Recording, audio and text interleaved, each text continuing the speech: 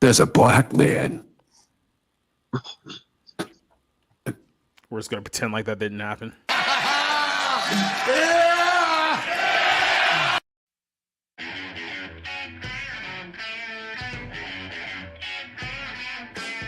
Y'all infidels were burning witches tonight. Not even Smoking the Bear is gonna be able to save your ancestors this time, you stupid moron.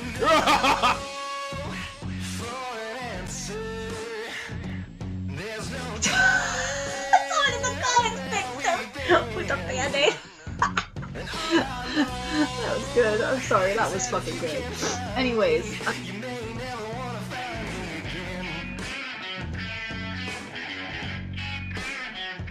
Well, that's my job as a woman, I think, first and foremost. And then as a writer, I gotta maintain some level of like, making sure that, your place. Everything that they've done since claiming the PS5 is for hardcore gamers. It's just simply appeal to the casuals. That's about it. Follow me on Twitter. Preserve film, just like preserving video games. I don't know.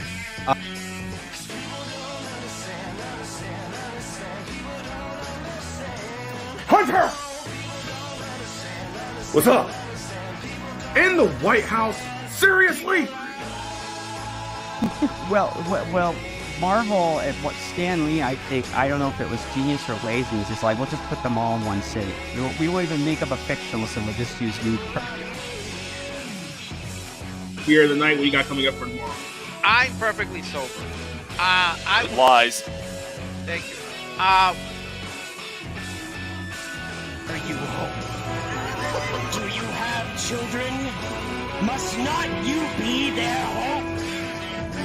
Are there future generations from all of us who have failed them?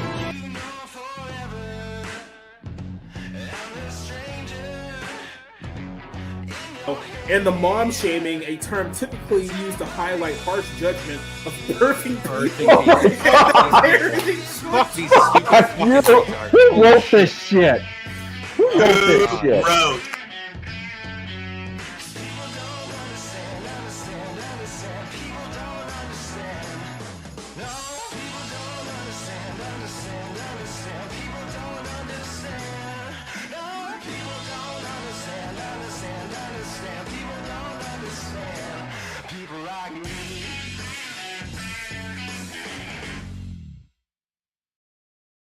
Ladies and gentlemen, we are back here for another episode of the Barroom Podcast. And yes, the irony is not lost on me. This is episode 69.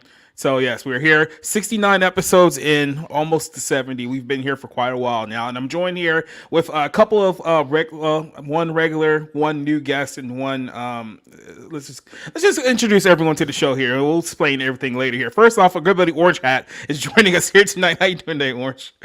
I'm doing good, man. How you been? Doing pretty well. Making his barroom debut here on the show tonight, our good buddy Brad Shepard is joining us here to talk about some pro wrestling. How you doing today, Brad? I'm fantastic. How are you doing? Doing pretty well. And then, of course, for the also making his barroom debut is President Joe Biden. How you doing today, Joe? You're a very well-spoken black man. You know that? Yeah, I've been told that. Definitely not one of those super predators out there. So, sure. I like this guy. He knows where the pudding lives. Mm-hmm. Yeah, just don't repeat the teleprompter. We should be fine here today, though, Joe. Where am I? There's a black man. Yeah, you just said that at the very beginning of the show. Oh. Anyway, also joining us here tonight are lovely people joining us in the chat. We got people piling in early right now. We got a good buddy Leslie Tarkin joining in, saying hail to you, lovely people here. Our good buddy Neil Zoic has a question for everyone here. He says, which serial killer slasher pioneer film would you rather watch? Halloween, the original one, I'm assuming, or have Alfred Hitchcock's Psycho? For me, I would have to go with Halloween, just the OG Halloween, not all those other shitty ones that came out like afterwards. Like we don't need the one with Busta Rhymes and LL Cool J and whatever the hell that last one was. So yeah, it would be Halloween for me. But what would you guys think, Brad? Which one would you go with? Well, I'm definitely a horror movie fan. I would go with Halloween for sure. I like Orge. Definitely Halloween. I mean, I like Psycho, but when they did the reveal, that just made it ridiculous. Joe. Isn't Psycho the one about the Oedipus complex kid? No, that was your daughter. That wasn't. No, like Norman something or other has sex with his mom in the movie, right? Mm-hmm. That one. That's the one. Yeah. All I can say is that if you weren't on the list before tonight, you're definitely going to be on one before the show is over. I am the list. And the bonus question for Neozoic here. He says, which android is scarier, Gunslinger from Westworld or the T-800, the original Arnold Terminator? I feel like I still got to go with Arnie here, right? Isn't that just me? Arnie. I don't think I'm allowed to say his name, so... Why? He's committed less sexual assaults than you have. I mean, that should be... Yeah. That's why. Our good buddies Alex versus Evil is also in the chat with us tonight. Vanya's here with us. Said hello to you guys. Duke Nukem also joining us, saying happy birthday to the ground. Damn it, why did I read that before checking? It's gonna be a long night. Orange Hat is gonna be joining you guys in the chat tonight as well. We got Tactus Jones saying Psycho. I guess he's going with Psycho. He's gonna be the one standing out for the rest of us here. I said Psycho. No, you are for different reasons. Psycho. That's the difference. Duke Nukem is loving our theme song, our opening theme song there. JEC is also joining us here tonight. Bonus question even from Tactus here. That was his answer. I thought he had another question for us. My bad. But yeah, a couple people going with Psycho. JEC's also going Psycho. Alex vs. Evil going with Halloween. So yeah, we got a few diverse answers here. We are live currently on YouTube, on Rumble, and on Twitch. So we're on all three platforms here for tonight. But a couple of things I want to talk about just real quick before we get started here. A couple of serious things to get out of the way here. Obviously, a lot happened over the last day or so. And as you know, a few of us are not here tonight. Cassie's not going to be joining us here tonight. She's doing a family emergency right now. So, thoughts to her because her family's going through a tough time. C.S. Johnson, who joined us last night, is also going through a tough time with her family as well. So we got some family emergencies on the side of things. And a quick little update. If you were watching our show last night, you didn't really know exactly what was going on. We had a situation with one of our guys who were our frequent regular Johnny on our Monday night show. Turns out everything's okay. It was a false alarm, so everything's good to go there. But like I said, just been a lot of things going on behind the scenes. But fortunately, for the most part, everything seems to be going pretty well or progressing in a pretty good direction. But everyone's still going through some stuff. So thoughts and prayers to Johnson, obviously, and her family, Cassie and her family, and Johnny as well. So hopefully all those guys get better. But hey, we're here tonight. Obviously, Rick is going to be here a little bit later on in the show. TW should be here later on in the show because he's always on Black People Time, so he's never here on time. And a quick little shout out to some of the other guys here as well. Kate's joining us in the chat as well.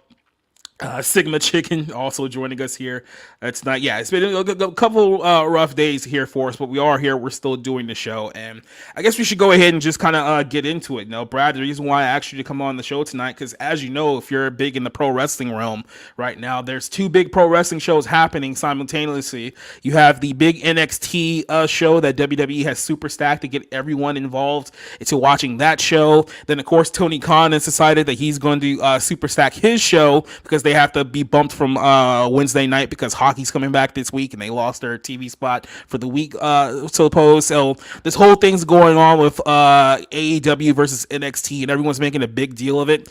But if you remember a couple of weeks ago, we kind of talked about this story on one of the Friday night shows, and I think a lot of people are missing the context of what's actually going on here and why this is happening. And I think the problem is because we come from kind of two different angles. So we're both pro wrestling fans at the end of the day, but you obviously are more deep in depth with the pro wrestling world in and of itself. I'm more in depth with the media world. So I cover a lot of media stories, insiders from Disney, Warner Brothers, stuff like that. And a couple of weeks ago, the WWE announced that SmackDown was moving from Fox to NBC, and they were getting about $280 million a year for that show. And at the time, it seemed like it was a great deal, but obviously the stock price didn't seem to think that it was a great deal, and there was a reason for it. Because if you look at the amount of money that they're getting for SmackDown, it's pretty much the same amount of money they were getting for Raw and NXT combined on the network every single year. So what the real decision seemed to be made was that NBC said, hey, look, we're not really happy with Raw's numbers. We're not really happy with NXT's numbers. We'll take your highest rated show, and then you're free to negotiate Raw and NXT like for the future and whatnot. So to me, it seems like WWE's in a spot where they're trying to find a new home, a new suitor for their two of their three big shows for the week, but they're in a position where they're not really going to find a whole lot of suitors if they're trying to stay on network television. And here's kind of the problem that I see from my perspective. Now, if you look at what's going on, WWE has essentially lost their TV deal with Fox. Fox was never really happy with the numbers that WWE was doing there. I think they were expecting a 3.5 average viewers, and they never really pulled anything barely above like a 2.3, 2.2, somewhere like that. That's been their average ever since they moved there outside of their first show. So Fox says, you know what, it's not worth what we're paying you. You guys can go wherever you want to go. NBC now has pretty much said, hey, look, you guys can, we'll take your SmackDown, but you can take these other two shows. We're not giving any money to that at the moment. So you're thinking to yourself, okay, who can WWE go to at this point who's going to give them big rights deal? Who's going to give them the big money deal with these two properties? And the options are very, very slim. I know a lot of people have thrown Disney's name out there for the last couple of years. If you've been following our weekly show here, obviously Disney is in no financial shape to give a big money deal to WWE at the time right now. They're losing a lot of money. Their stock price is tanking. They can't afford another 9-figure deal for a wrestling show that only gets about, 1.5 million people every single week now is pretty much what it's down to. So Disney's not going to be in the market for a big TV deal. Then you have Warner Brothers. Now, this makes it a little bit more interesting, is that Warner Brothers is another company that AEW is currently on right now via TBS, but they haven't committed to a new deal with AEW past next year. It's possible that WWE could swoop in and make a deal with Warner Brothers, and Warner Brothers is like, hey, if we got the WWE, we don't really need AEW anymore. It's possible that they can do that. Here's the problem. They're also in a position where they don't have a lot of money. They've been bleeding money. They're very much in debt. I think they're like $45 billion in debt.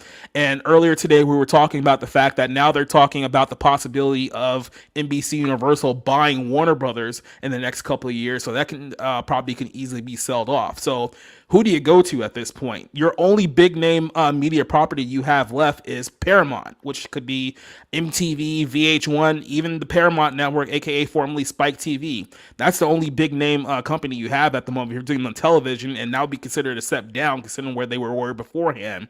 So to me, your only option is a streaming service, maybe Amazon. I know that there's been talks with Triple H and Jeff Bezos. They've probably been negotiating something behind the scenes.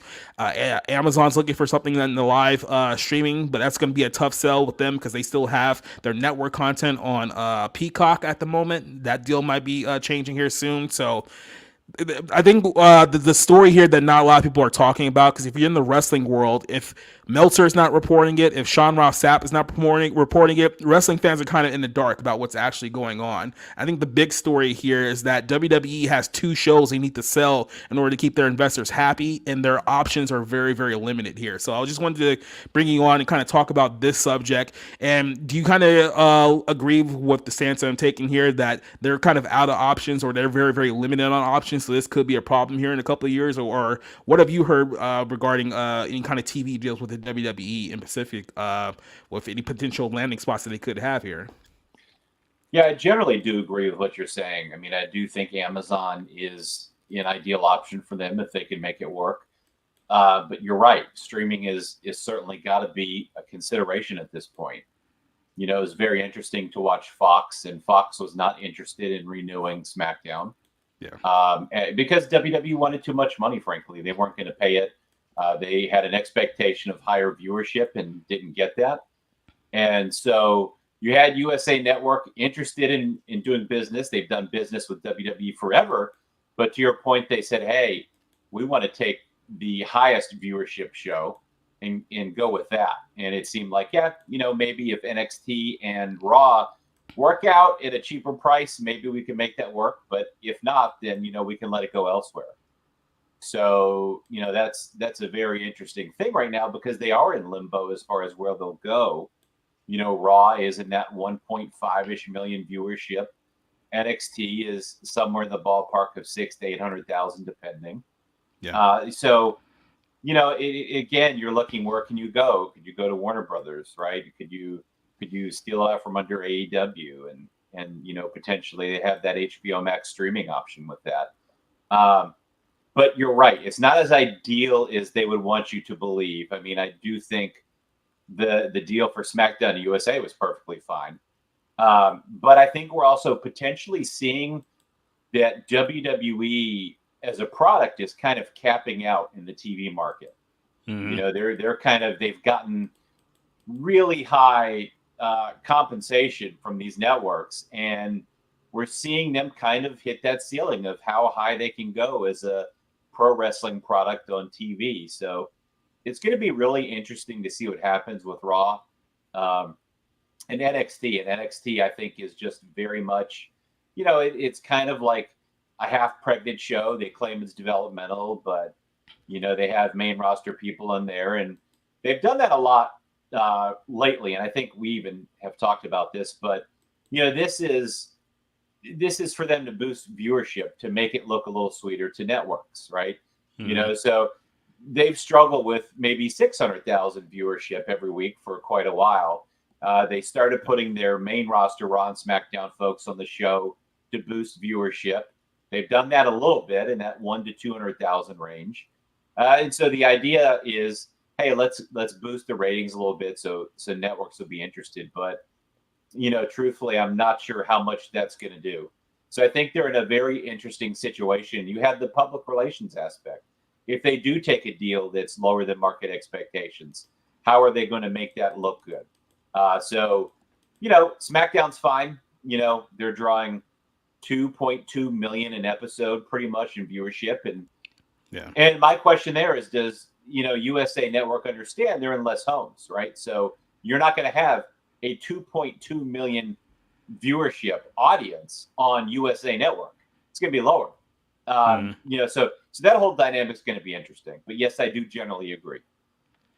Yeah, it's very interesting with NXT because remember, the only reason why NXT is even on USA to begin with is that if you recall 4 years ago when AEW was coming out with their TV show, they put NXT on the USA network at the same time as AEW, thinking that NXT was going to essentially eat up AEW's audience, and that never happened. Like in the 2 years that they were actually going head to head, I think NXT only beat them twice, and outside of that, like it wasn't even close. Like AEW was like taking audience away from NXT, and then even when they moved like separate night, it still never recovered as far as numbers wise go. So there's been a lot of talk the last couple of weeks about like Edge just went to AEW a couple of weeks back, and people just assume that WWE's stacking the show tonight because Edge is having his debut match. It's like, look, I like Edge, but I'm not gonna lie to you here, he's not that big of a star that you have to bring the Undertaker out on NXT to counteract that. He's not like John Cena. He's not like The Rock. He's not like that level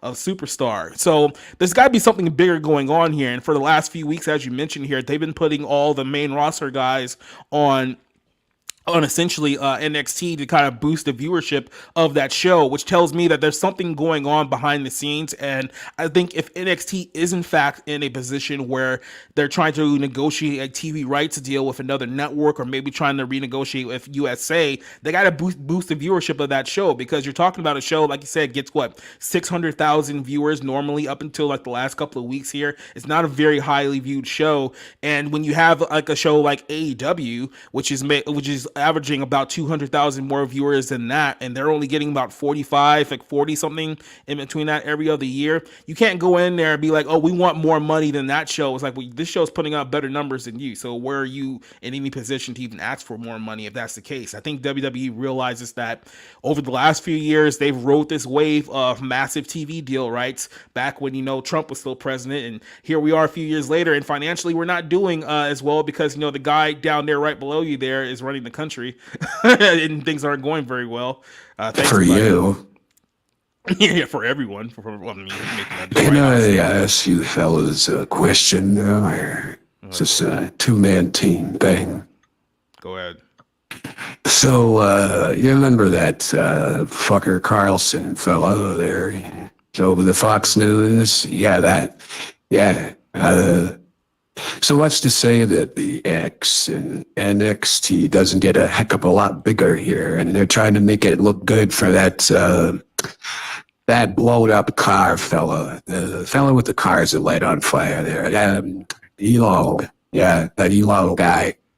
What if he buys it and makes it into a sports network for his, what did he call it today, boys? He called it the future of human consciousness. Is that what he called it? Yeah, I could start with NXT, couldn't it? That makes about as much sense as me being president, right? I like where your head is at because you're thinking outside the box, but here's the reality. That's what we like to call an impact deal, which means it's a deal so stupid that only Impact Wrestling would ever think about doing it. Putting the show on X. That's like he builds cars that light on fire. Well, I mean, maybe he should run by Impact. I don't know. But so, Brad, like the whole thing with like NXT, they're clearly doing this for a reason. They know that they need to sell this to a network, and the numbers do not justify what they're asking for. Is there any genuine chance? And look, people mocked me a couple of weeks ago when I said this, but is there a legitimate chance that NXT is just completely off the air here within the next like year or so? That they're just going to be like, hey, we'll focus on Raw and just give up on NXT, at least as a TV property? Yeah, you have to think that everything is on the table. This is a publicly traded company, right? They have stockholders to appease, and they have market expectations to meet. Absolutely, everything's on the table, including NXT going away. Yeah. And I think Neozoic here has a good question. It says that, do you think that wrestling on television or any other media should go extinct or become very niche? Well, I mean, in pro wrestling, you're already talking about a very niche product. I mean, we're talking about shows that only average, 600,000, 1.5 to 2.2 million viewers like in the world. And I think that what really undersells the story here is that when WWE moved to Fox really truly thought that they were going to do massive numbers because like, hey, we're going to market this thing during like the Super Bowl where it's like 117 million people in the country are watching the Super Bowl. They're going to see the advertisement for SmackDown. People are going to go watch SmackDown, and that did not happen like at all. As much as they pushed it for the Super Bowl, the World Series, NCAA Championship, all of the big sporting events that they can throw, even though people were like, hey, go watch SmackDown, Roman Reigns, Sasha Banks, Bayley, and no one was like, no, I'm good. And it just didn't happen. It didn't click. Well, there's a couple things on that, right? So one is obviously if they do check it out, you have to keep the viewer, right? And that's not specific to pro wrestling. That's any TV show. You watch on the Super Bowl, this TV show is coming up, debuting after the Super Bowl, check it out. You check it out, and if it sucks, you're not coming back the next week. So there's that. And then the other aspect is real simple. It's pro wrestling. Only so many people are going to watch a bunch of guys and girls fake fight in their underwear on TV. And that's just the reality. It has a cap by nature. It's going to appeal to less people than, let's say, the NFL in the United States. So those are the two factors there. But you're right. They didn't come. Fox wanted a 3.0. They thought they could get that. And what they found out was, that was not going to happen. Mm-hmm.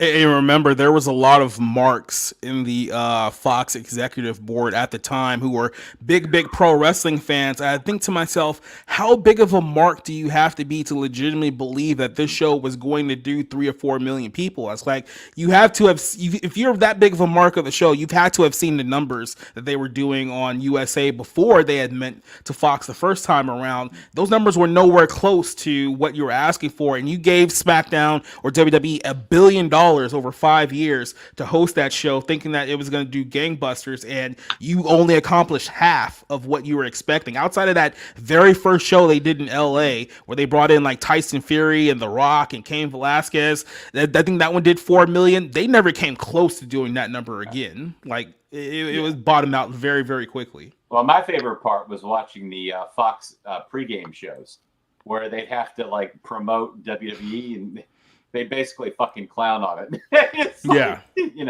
like they obviously didn't watch, didn't care, thought it was stupid, but they'd have to promote it. I remember that clip. It was like Terry Bradshaw talking about his favorite wrestlers, and then especially those older guys. The first thing they're gonna be, oh yeah, I love Ric Flair and Hulk Hogan and the Ultimate Warrior, because they haven't watched wrestling since like 1989. So those are the only wrestlers they know. It's like, hey, is Roddy Piper still around? It's like, no, he died like 10 years ago. Dude. Yeah. Like, and this is your problem. You try to promote, like I said, people like Bailey and Becky Lynch to be that same level of character, and like I said, outside of your niche wrestling audience is just not there. And another problem with just the wrestling audience in general, like these guys, like all they care about these days is like the work rate, 30-minute, Japanese style like matches that just don't appeal to mainstream audiences. So if you're trying to grow and expand your audience base, the product that you're putting on television has to change, but nobody is in any position to even want to change it. Like as this moment now, Tony Khan and Triple H are pretty much running the pro wrestling scene, whether we like it or not, right? So this is going to shift over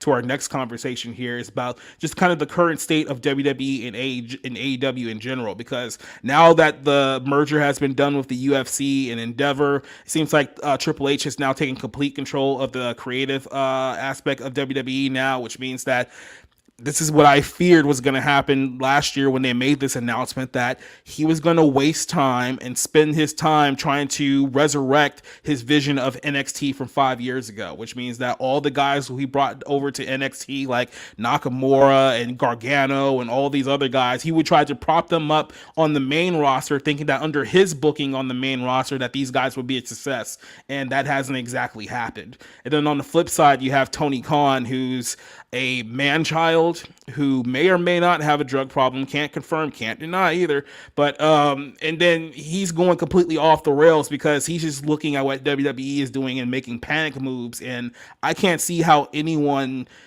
behind the scenes takes him seriously at this point. So but those are your two biggest players in the wrestling world, and this is what we're kind of stuck with now. So what do you think of just the current state of WWE and AEW in general? Like, is this thing really in trouble, especially if WWE can't get a good TV deal here in the next year or so? Well, right now, WWE is essentially a TV company, right? I mean, that's where they get most of the revenue from. So the TV contracts are very important to their existence. That being said, I think they do PLEs really well, premium live events, also referred to as pay-per-views traditionally. So I think they do those pretty well, generally speaking. I think from a business perspective, they do a lot very well.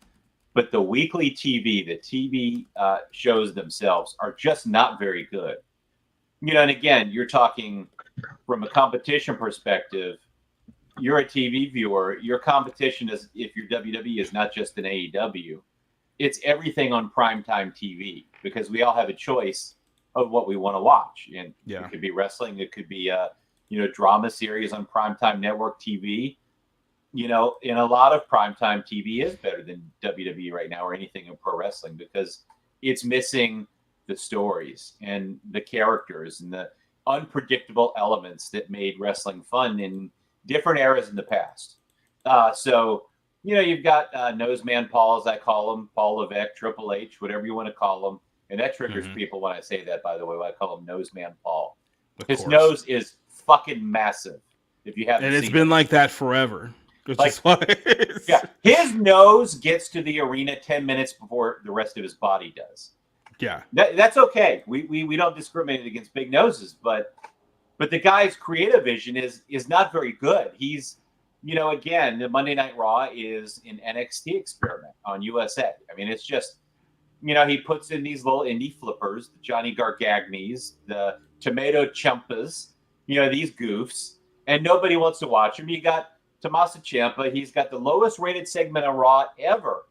And he gets rewarded shortly after with a main event segment. And then he gets rewarded even after that with a main event segment. So it even defies logic, but this guy has his favorites. He's got his agenda that he's pushing, and it's basically AEW 2.0. It's this indie wrestling style. And that's generally why a lot of wrestling today, especially the week-to-week TV, is just not very good. And AEW is a disaster. I mean, it's awful. The CEO of the company, Tony Khan, who's playing with Daddy's money, Daddy Shad, and that product it's awful. It's Bush League, and he comes off as total amateur hour. You know, you just got a lot of performers doing whatever the hell they want and getting hurt, and you know, there's nothing but really good fake matches. That's what the focus of this indie style is. The Dave Meltzer 5-star match. You know, and forget about the things that matter because it's a TV show, like, you know, characters and storylines. Let's just put a couple of random guys in there and have them wrestle a 30-minute fake match and then think it's the best thing ever.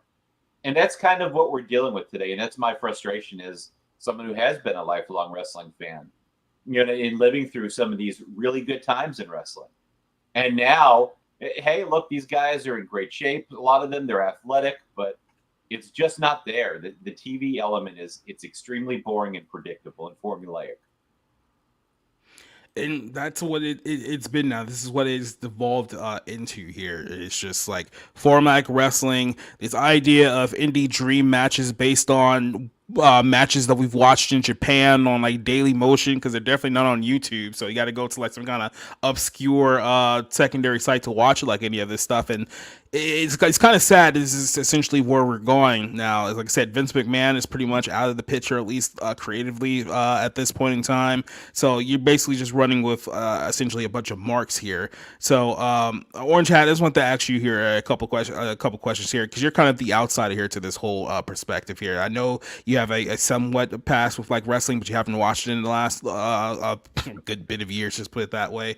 What was kind of your what would you say is kind of the biggest things that would prevent you from watching like a modern day like wrestling show today? Like you're aware of it, you like understand kind of like the concept of it, but what's kind of things that are preventing you from being a sort of a casual fan of professional wrestling in this time period?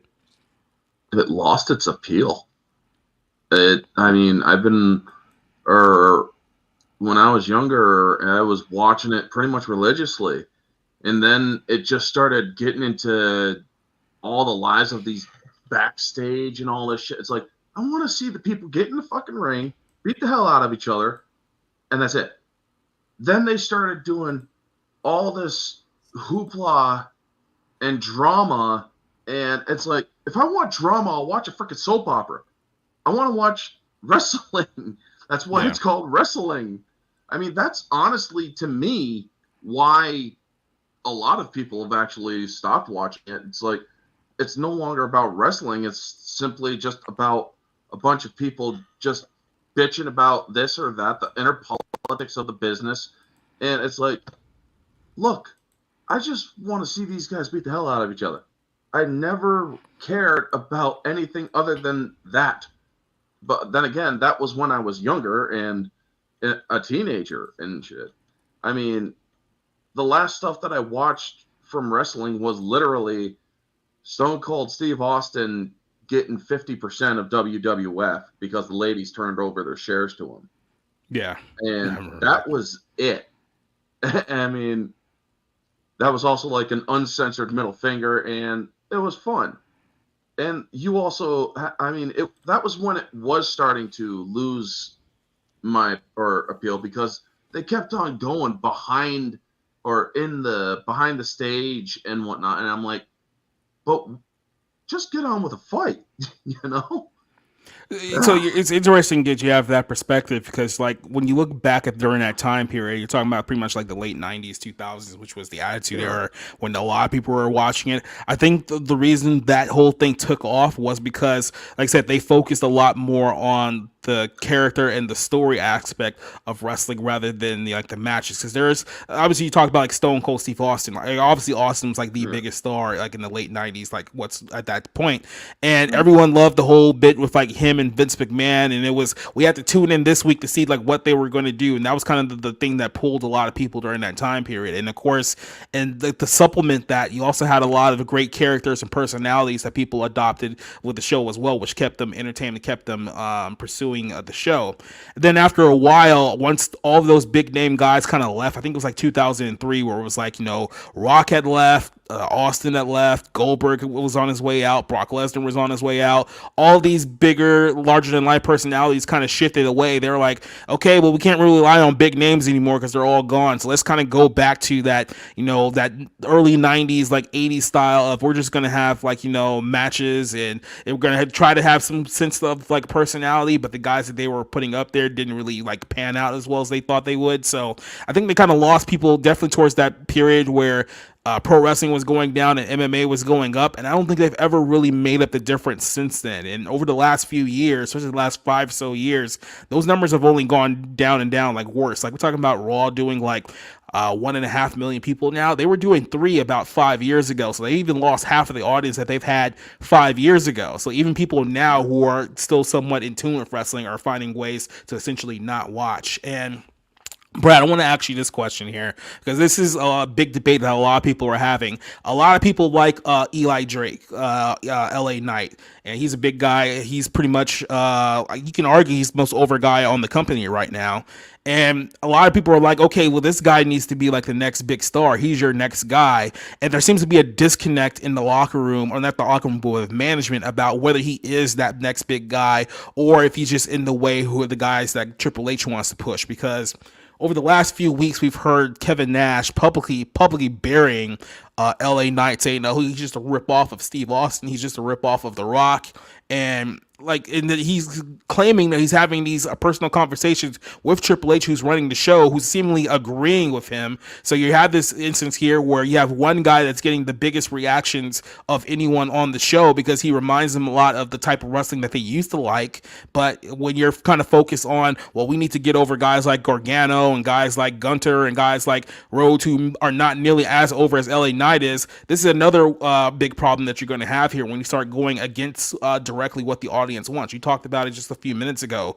The Ciampa match that they had drew like the worst like rating like ever just a couple of weeks back, and then the very next week he gets another main event spot. So it's like, how are you justifying like doing that, and you're wondering why you can't find a TV deal for these shows because you're doing stuff like this. But what do you think of I guess Triple H potentially trying to bury LA Knight behind the scenes? I know a lot of people are saying, well, he's getting pushed now, where it's like, it seems like he's reluctantly being pushed. It doesn't seem like it's been a genuine, like, hey, he's our guy, we're going to strap a rocket to his ass and ride this thing. It seems like they're reluctantly like, okay, we get it, you guys like him, so we'll put him on the show. But I don't see them going very far with this. You kind of feel the same way? Yeah, there was definitely some reluctancy initially with pushing him, obviously. I mean, you can watch the show and see that. Yeah, Kevin Nash, like a guy who's a legend in the business like him, it's like you watch wrestling today and there's not a lot of like stars. And you see someone start to kind of get over somewhat organically. And one of the things that LA Knight has done is he's gotten over some with the hardcore audience and some with some of the more normal casual fans. So that it's like the world's kind of meeting. So that's a positive for them. It should be considered a positive. You can work with that. And so Kevin Nash being in the business when it was doing very well in the Attitude Era, to see something like that and your first reaction is, to shit on it. I mean, it's just baffling to me, I guess. So, yeah, I don't get it. And I've always been told that Noseman Paul has his favorites and etc. I think the biggest challenge with LA Knight is his age, plain and simple. I think that's probably more than anything an indictment in WWE. Here's a guy who came in, who's gotten over and doing well. Why wasn't he signed 10 years ago? Why did they miss him? How did he fall through the cracks and not get signed and get on the main roster and do well then? You got to be able to capitalize on these talents when they're 20-something, not when they're 40, because you've missed so much time to make them bigger and make more money. So for me, I think that's his biggest downside, is he's like 40. That being said, I think he can get to that World Heavyweight Championship, that B+ title, right? The Seth Rollins title. Yeah. And do really well. I just don't think he can be the guy to beat Roman at 40 years old. I think he needs to be someone younger. But I'm a fan of his, and I'm glad they're finally presenting him somewhat. And you got to put more guys like that on TV who can connect with viewers, and less of the Tomato Ciampas and the Johnny Gargagmes who who fans look at and are like, oh yeah, this guy looks like my dorky next door neighbor that I could bully around if I wanted to. You know, it's a total disconnect for me. I don't get it, but I'm glad to see they're doing something with them. Yeah, and to me, I'm kind of like, I understand having quote unquote long-term booking and long-term plans, but if I was booking a show, and I'm not a booker, but if I was booking a show, it's good to have those long-term plans. But if you have something that you can capitalize and maybe you weren't expecting, it's like, hey, look, we got something here. Why not strike with the iron's hot? Because, hey, if we can get this at the right time, maybe we can build something much bigger here. And I feel like you're not going to get anyone bigger at the moment than LA Knight that I can see coming down the road at the moment. I know that they got plans for Cody Rhodes and Damian Priest and some of those other guys, but I don't see them matching the potential that LA Knight has right now. And I think a big problem is we're talking about plans for next year's WrestleMania, and I think a lot of people have said, oh, we'll just do Roman and Cody again. It's like, well, you had your chance to do it this year and you decided not to do it. So now you're expecting people a full calendar year later to be emotionally invested in Cody Rhodes finishing his story again. And then if you don't do it this time around, then what's even the point of doing it? Because if you're going to do it for a second year in a row, it has to be done now. You can't have Roman go over again because, well, I mean, if he doesn't go over, we can't beat Hulk Hogan's record. So it's like I don't understand what would be the process there. To me, it seems like LA Knight's your biggest baby face at the moment. Roman Reigns is at the top of the food chain. So that would be a match that easily could write itself. You wouldn't have to add anything else to there. But maybe it's their prior bad decisions that I put them in a spot where they have to pivot, and what they're going to pivot to is not as big as what they could have done had they had listened and gone with what was hot at the first place. So I think that's a big problem with WWE there. To your point, one of the things you're bringing up, you're talking about Cody Rhodes. He's late 30s. You're talking about Damian Priest, the Mr. Money in the Bank winner. He's 40. Yeah, 41, I think. Yeah, maybe 41 now. Yeah. So again, we're going back to the same issue. Long term, what are you capitalizing on here? Why you're not going for the Austin Theories and presenting guys like him in their mid-20s much stronger? I mean, you go back to wrestling decades ago. You look at the Brock Lesnar's and Randy Orton's, and by their mid-20s, they were already achieving significant success in WWE. But we don't see that today. We see the guys in their 30s and guys who are 40 doing that. You got to get them sooner. So that's my message for that. Yeah, and the problem is that when you look at kind of the younger demographic of guys getting into the business right now, a lot of them have either been swooped up by another wrestling company, so they're wrestling something else, or they're just very, very green. Now, you think that wouldn't be a problem for WWE since they have a performance center where they're supposed to be developing guys and getting them ready for to be on television. It seems like they're getting them ready, I guess, to have competent matches, but I see a lot of these people's characters, and I'm like, who is Roxanne Gray or Green, whatever her name is? It's like, who are all these people? What is Trick Williams' character? You're just throwing a bunch of guys with weird names on television and expecting people to care. It's that's not a good plan, especially when you have a roster of nearly 300 people. It's really not happening at the moment too. Well, it's a baffling thing. You talk about names. You've got Brian Pillman Jr., who they just signed. He was with AEW. He's coming into WWE now with NXT, and it sounds like his name is going to be Lexis King. Not Brian Pillman Jr., but Lexis King. And so, again, it's like Braun Breaker. Not Steiner, Braun Breaker. I mean, again, I just don't get it with the names. I just don't. It feels like they don't want anyone to have any kind of name that would be attached from anything that did not happen with the company. So it's like they don't want to be like, oh, Brian Pillman Jr., because that was from 26 years ago. So let's give him a new name. Or Steiner. Well, I mean, the Steiners weren't really our guys. They got over in WCW, so let's change that name. It feels like there's still a level of pettiness towards a company that died 23 years ago. And it's like, guys, get over it. You won a long time ago. We don't have to keep playing these games anymore. Once you buy your competition, the pettiness is gone. You won. What are we still doing here at the end of the day? And a quick note on pettiness, because this is what we're going to end on before we switch over to our next topic here. We have to talk about the state of AEW too, and AEW is trending for all the wrong reasons at the moment. This just happened while we were on the show.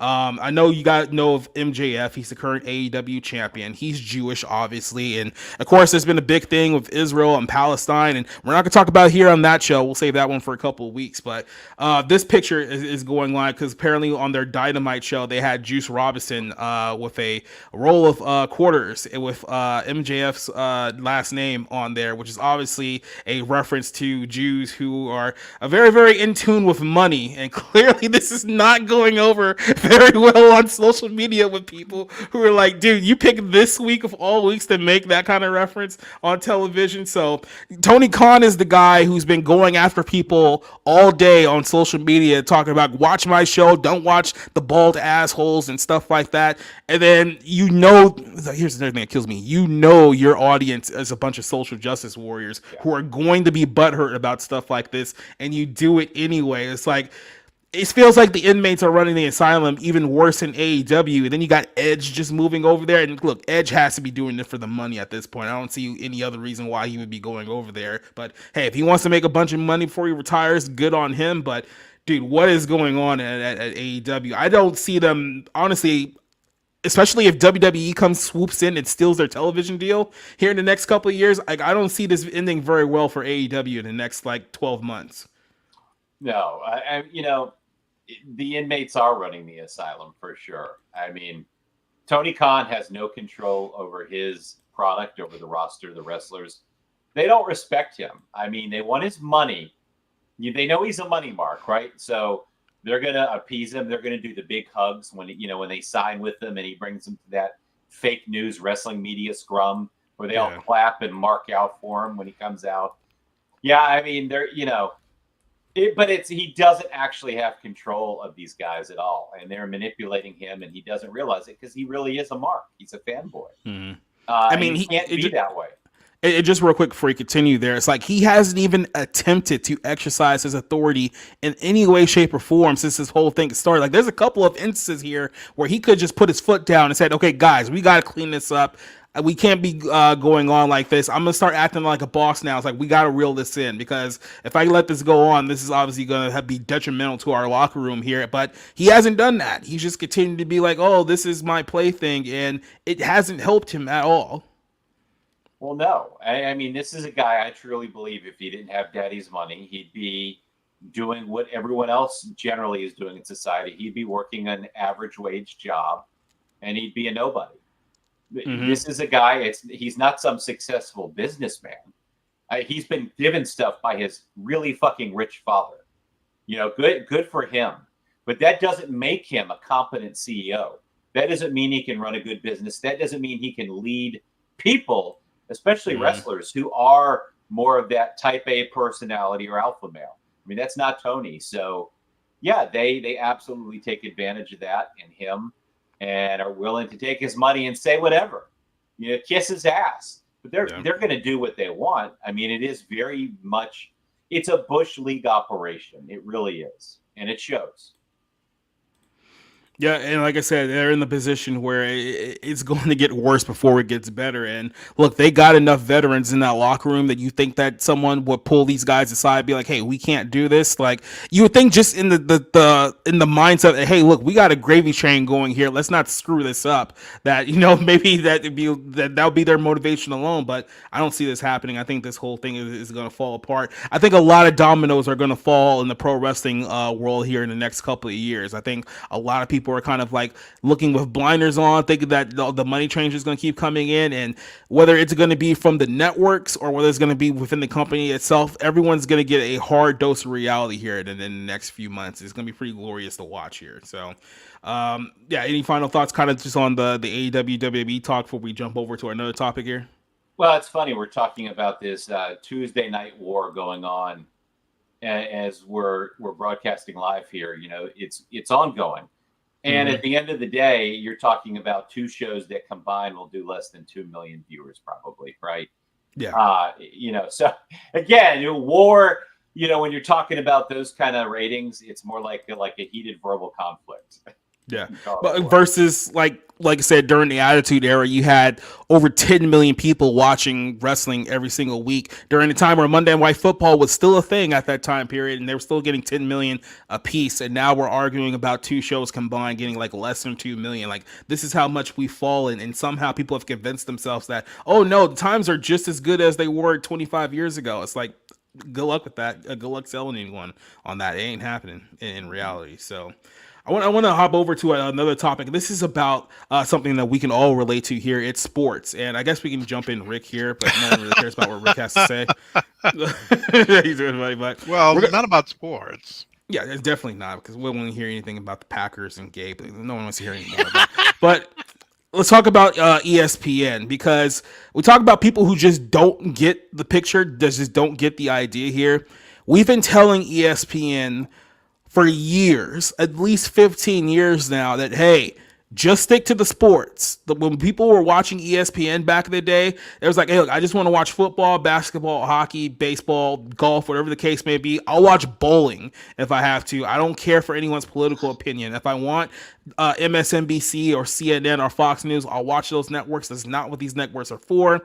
And Disney, who owns ESPN, who's going through a lot of money troubles right now, are fighting this idea that they should just stick to sports, that no, we need to talk about, quote unquote, a whole bunch of things that no one cares about, like race issues. So ESPN has announced that they are launching a new show on ESPN Plus that is going to talk about racism within sports, because this is what everyone wants to pay money to watch here. So ESPN is launching a new show to explore racism in sports.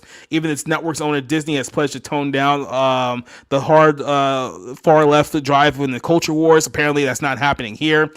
This guy, I know his name, what's his name? Iram X Kendi, who, if you guys don't know, he's written a whole bunch of anti-racist books, and he's been one of these, you need to be actively anti-racist. It's not good enough to just be not racist, one of these type of guys. So of course Disney decides to give this guy his own show on ESPN Plus, and he expects people to watch it. So this series is going to delve into the challenges that racism has in sports, and it will reveal a pervasive way that racism has been in sports while challenging the thoughts and the systems of varying governing bodies.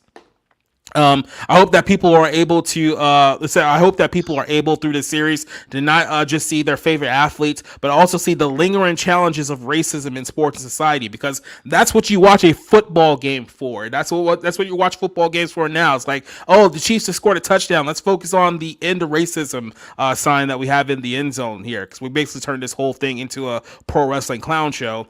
There's ways in which we all understand, and ways that we there's ways that we all understand the ways that we are. Yeah, that's how it was written. I thought I was having a stroke there, but no, that's literally how this is written. So this guy's a moron.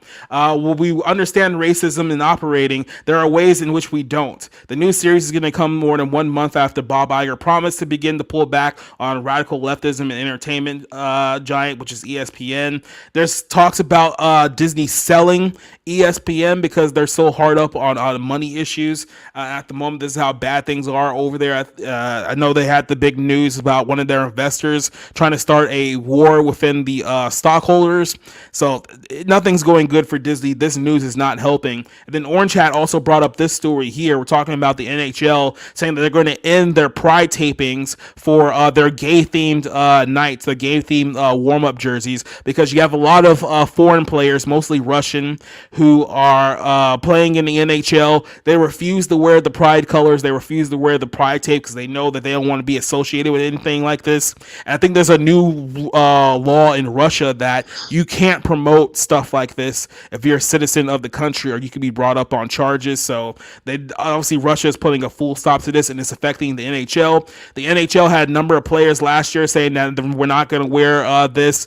Obviously, the media, people in ESPN tried to attack these players for not wearing the gay Pride colors, but now the NHL is saying that we're moving on from the use of Pride tape on the sticks, ending the use of the gay theme warm-up jerseys last season. Like I said, it's been a lot of issues regarding this. People are refusing to wear it, and they're like, hey, look, at this point, we're just going to get rid of all this stuff because we know that this is a public relations nightmare, and there's no point of throwing players under the bus because they refuse to wear the rainbow jerseys for their games. You can see here's an example of one here. I think think all but maybe one team had a Pride night last year. I think the New York Rangers was the only team in the entire NHL who refused to do one of the Pride night jerseys thing. So this is kind of like where we're at right now with sports. Everyone's trying to shift us so far away from actually just sitting down for a couple of hours and watching a game. They're trying to make it about everything else but that. And I think some of the leagues have had enough, like maybe more like baseball and hockey, but there's some other leagues that seem to be doubling down on it, and ESPN is doubling down on it even more now. So, Orange, I'll start this one with you. What's kind of your take on ESPN doing shows promoting anti-racism and the NHL saying, okay, no more Pride stuff. We're not doing this anymore? Well, Ivermax Kennedy is actually one of the most anti-white racist people out there. I mean, Shocker. You basically read half a line of what he says, it's basically saying white people are evil. And I'm not saying that because I'm white. I'm literally saying that because I paid attention to a lot of what he's saying, and I find it disgusting. Yeah. I mean, you don't fight racism by committing racism. Also, ESPN's giving that dude a platform. I mean, hey, free speech and all, and freedom of the press and all. But honestly, ESPN, shut up, stick to sports, and you might actually have people watch your stuff again. I mean, I remember back when I was a kid, I used to actually watch ESPN because I used to watch things like bowling and things like miniature bowling, where they had the smaller ball and only like 5 or 6 pins. I mean, that was when ESPN was actually entertaining to watch.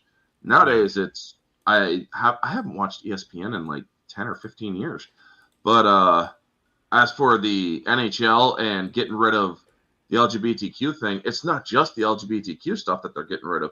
They're getting rid of military praising and other things as well. They're getting rid of anything that might cause controversy because they realized, holy crap, we're causing a lot of friction with a bunch of different things. And honestly, I'm all for it, because by showing that you're partisan in any which way, you're going to cause friction with your fan base. And what I covered in my video was that people also need to realize that when you are a hockey player or a football player or a baseball player, if you are a sports athlete, a professional sports athlete, by the time you walk into your locker to the time you are leaving your locker or the locker room at the end of the day, you are punched in on the clock on the company's time. It is a job. It is employment. And if you are not going to do your job and instead you're going to be an activist trying to cause a bunch of problems, which the company has a problem with, then yeah, you could get fired, and you should be fired, because that is what a lot of these people who are complaining about often don't understand. It's a job, and you should be doing your job instead of making a racket, you know?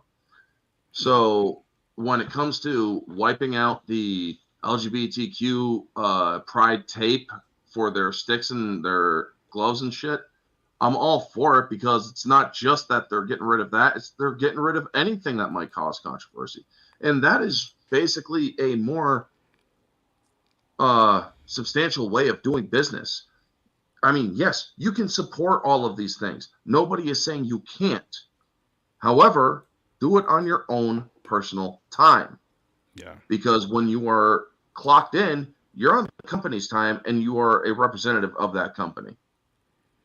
Brad, let me ask you. I know you're a big sports guy, but I know like a lot of people, like they have a hard time really enjoying sports the way that they used to because of all this political crap that is surrounding it, especially over the last 10 years or so. So what's kind of your take on ESPN refusing to just let people watch sports again, and kind of like this infiltration of political, whether it's, you know, LGBTQ or Black Lives Matter and all this other stuff, into the actual sports leagues itself?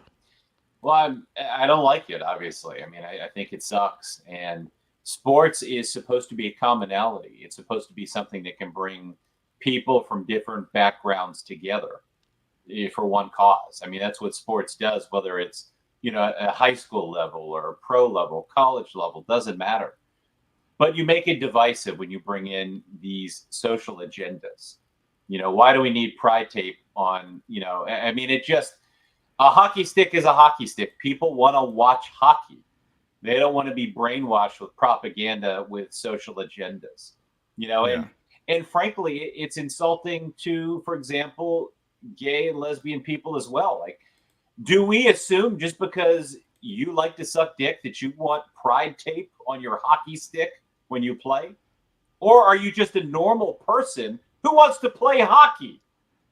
And so I think that's what some people miss. I think it is ridiculous. It's retarded. It's insane. And we've got to get back to being normal and cut the personal agendas from sports. Sports is supposed to bring people together.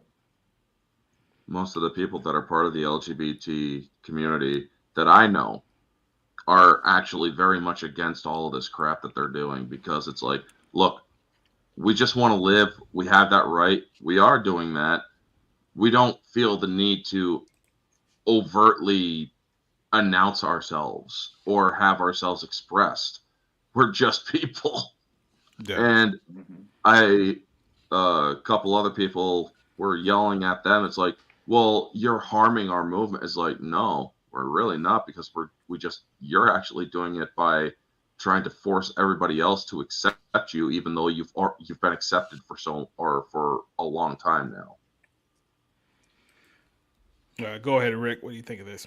Oh, as I've often said, who's the target audience? Is for all these people who are doing their anti-racism show on ESPN. Who's the target audience? Is the average football fan or baseball fan, what have you, really going to tune in to see, how awful we are, and be told, how awful all of these people who are making millions of dollars. What was it that one person said, that it was literal slavery, that athletes are the literal slaves now? So that's how disconnected they are. The audience, you know who the target audience for this show is? The people who work at I was going to say MSNBC, but it's pretty much the same thing. ESPN, MSNBC, they're all muddled now. That's the target audience. They want to see a show for themselves, and they're going to use the company dime to make these shows. It should also be pointed out that Mr. Kendry, and I think it's mentioned in the article, that he's already under some kind of investigation because all the millions that he took in, they've written 2 papers, and he had to fire half of the staff. So like $30 million, we don't know where that money went. We don't know what it was used for. It was basically a scam, and now it's all coming out. But they're going to still give this person a show for what? So people could see how awful we are still, and how racist everyone is, because that's what it's all about. They had that they had that show with Colin Kaepernick, where he was saying that, look at all the modern day slave auctions, not pointing out that white athletes would also have to go through the same physical examinations that black. And by the way, this is the same guy who just tried to get back with the New York Jets like 2 weeks ago. Yeah. So again, always remember who's the target audience. Same with Pride tape. Who's the target audience? Do they think that putting on tape is going to increase the gay fan base? I'm sure there are many gay fans of hockey, but you know what? They like the sport. They are probably, most of them do not care whether or not there's Pride tape, and I'm sure there's probably a few gay fans who are like, "Oh, nice! It's we get a Pride warm-up jersey. That's nice." But it's not going to make them, we're gonna love the sport now, or all gay people are going to start, we're going to start watching football now because we've got we've got Pride, or we're going to start watching football because they've got end racism on the end zone. I was puzzled the first football game that I saw in a long time, and I saw that, I'm thinking, I thought racism had already ended. They're no longer kneeling, and Uncle Joe's already president, so racism's over. I'm puzzled. Point being, always remember who is the target audience. Who are the people that they want to bring in for this show? It's not the average sports guy. I can't imagine that they're going to put this show at a sports bar and all of these guys are going to start watching Ibram X Kendi and watch his show while they're while they're having their third beer and having their wings. They're not going to watch. They're going to say, "Yeah, put on." They might even watch wrestling at this point. So, yeah, always remember who's the target audience.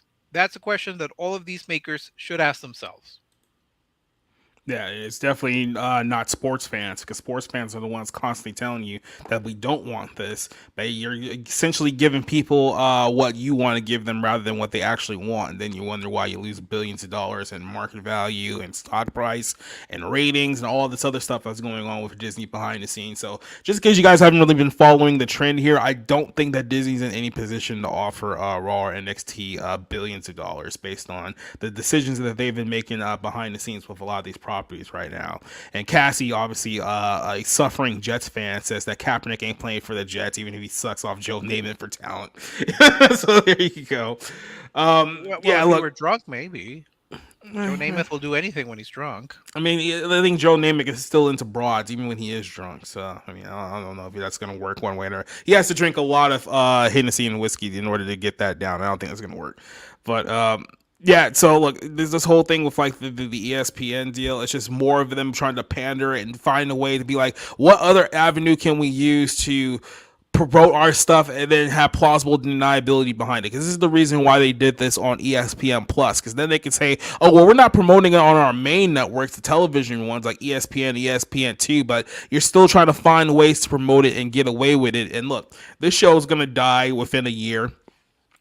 Just like so many other shows they've tried. They've tried this with Jamel Hill. They've tried this with Bomani Jones multiple times, and they fail every single time because absolutely no one wants this. Nobody wants this because the sports fans don't care for it. And if you're trying to find some pro-black people out there who are into like sports discussions, it's like you've already told them that all the leagues are racist. So why would they care about a sports show that talks about more racism? Like you built a show that has no audience and only is going to alienate the audience that you have. So like I said, it's just one stupid move after another, but we're just in a world of overflowing stupidity now. So any final thoughts on this topic before we move on to our next topic? And Leslie, you shut up because they will. Don't give them any ideas, Leslie. That's all I'm going to say. But any final thoughts on this topic here? I'm just gonna take that as a no then, because you know it's like so. Let's move over to our next topic here, and this is something that I'm working on a story on this for Abounding in the Comics right now, so it should be up hopefully by tomorrow. I should have this completed and ready to go, but there's been a big layer about this one film that's coming out, and it's probably one of the most blasphemous things that I've seen in quite some time. And I know that if you've been watching the show long enough, you say to yourself, well, hold on a second, didn't we just talk about like a blasphemous movie like 3 weeks ago? And it's like, yeah, and now here's another one that's even worse than that one. So if you remember, we talked about the Book of Clarence not too long ago, which is like Jay-Z's produced movie that's pretty much we're going to tell the biblical story, but it's going to be all black people. And instead of Jerusalem, we're going to portray everything like the streets of Brooklyn and just mock Jesus and mock God. And here Hollywood is doing it again. So I want to play a trailer for you guys here, because if I just tell you exactly what is in this movie, you're not going to believe it. So I just go ahead and we can all just watch this live here on the show. This is a movie called Dix the Musical. And I just want you guys to understand that no matter how bad this trailer gets, it only gets worse once you hear the interview that goes on top of this trailer. So here you go. This is an A24 film, just in case you haven't figured it out, but here you go. This is Craig Tittle. Thanks, Dolph. And this is Trevor Brock. You have a good day. My cock is fucking massive. It always leaves the ladies sore. The money just keeps rolling in. The good times never stop. There's never been a man like me, and I'll always be on top. Craig Tittle, just real quick, I know we're only 24 seconds in, and Orange has already taken his headphones off. As I said, Orange, it gets worse, so you better buckle in. I just want to say, I can totally relate to this guy, whoever he is. Yeah, exactly. Massive cock. Seems to be a problem for him. I mean, the problem is that I can't say that on YouTube. We'll say that for Rumble. But go ahead. Brock, my two top salesmen. You two motherfuckers look like y'all could be twins. I think we actually look very dissimilar. By the way, just in case you guys didn't know, that's Megan Thee Stallion, a famed She-Hulk actress, Megan Thee Stallion. I don't know why Hollywood's trying to make her an actor either, but they're doing it for some weird reason. So we'll continue. The only thing I have from the dad I never knew is half of a locket. We must be brothers. Not just brothers, Trevor. Twins. Wow, we're twins. We're fucking identical twins. If mom and dad got married again, then we'd have a real family. What if we trick them into getting back together? What are you doing here? The twins!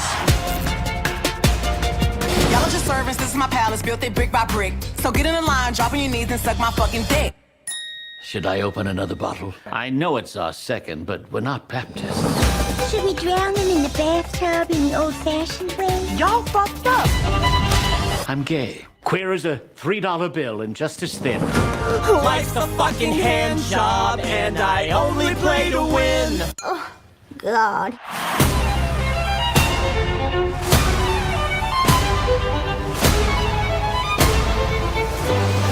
Wow, a lady boss. I guess it really is the year that it is. I'm so sorry. Did you say sewer boys? Disgusting! They're not disgusting, they're gay culture.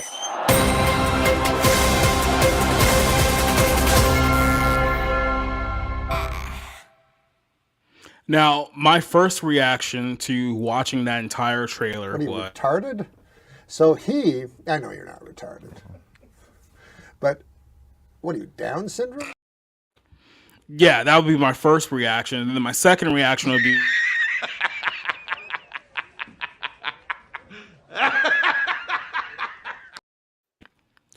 But this is a real movie that I'm debating whether I'm gonna make Rick suffer through. Just Rick, not Rob. Only him. No. You drag Roberto into this. I had to sit through Bros.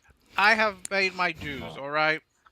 Yeah, we all had to suffer through Bros last year. It wasn't great, but as you know here, there's a lot going on with this movie. So Bowen Yang, who is a flaming homosexual who's on Saturday Night Live, he did an interview about this film, talking about the dynamics of this movie. I guess in this film, he's playing a gay version of God, and he did a very weird interview when he went to the sexual detail about the relationship between God and Lucifer. And I know if you're a Christian listening to this, you're going to be pretty infuriated. You should be, because like I said, it only gets worse throughout the course of the show here. So this movie's called Dicks the Musical. It's done by two guys who I guess are popular on Broadway. So they're playing to that New York, very progressive, very gay audience. So outside of that, literally no one is going to care about this film like whatsoever. But yeah, and you notice here that even what they described, this is from IndieWire too, by the way. It's like Yang joined us for a IndieWire for a blissfully blasphemous Q&A. So throughout the entire concept of this film, they're both just completely like mocking God throughout this whole thing. So I just wanted a couple of things here. So the interviewer, is this a woman? I feel like this is a woman. Allison. Yeah, I should have known. It's like, look, I know this is going to sound sexist, but I've read enough articles on here to know when it's written by a woman. You can take that no matter how you want it, and guess what? I'm still right. So she asks him, is God single, and is he on any apps? So then he replied that God is on Threader, which is a dating platform for non-monogamy, which is basically just a homosexual orgy site. That's pretty much all it is. It's like, and he sort of like he likes to sort of bait and switch people and go, no, I need 2 subs and I'm a dom, and I think that this is, in theory, God is the only person in the universe who gets the poly situation right. So of course she continues to ask him, well, do you think that God and the devil have ever fucked before? And she says, who was on top? And he's like, oh my God, yes, they've absolutely had sex, and I think God was on top, and that was my portrayal of him. He's femme, he's a dom femme, definitely dom femme top, and Lucifer is definitely a bottom. So if that isn't obnoxious of itself, like I said, it gets worse. And he says, she asks, what movie do you think is playing on loop in hell? And he says, I wanted to go meta and do a time loop type of thing, but let's just say that it's Crash. Get it? Because that's a funny reference from 20 years ago, even when it wasn't funny.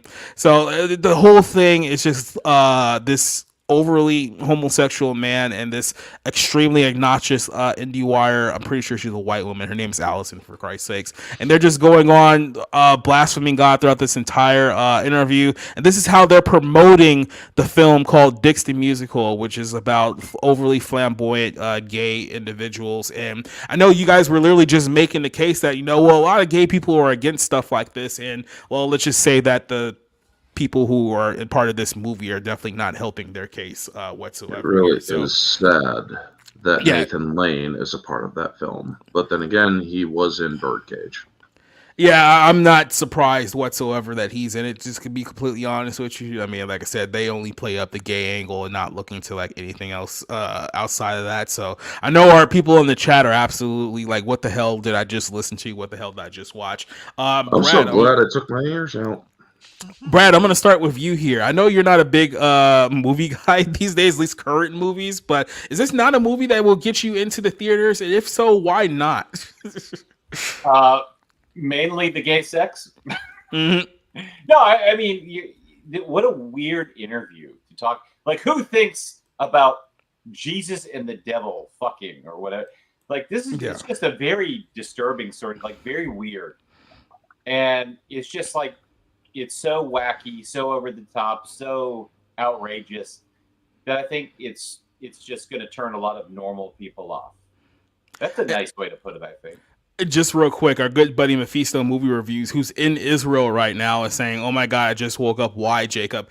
Imagine this trailer being the worst thing that has happened to Israel this week, because I think that's probably the safest thing.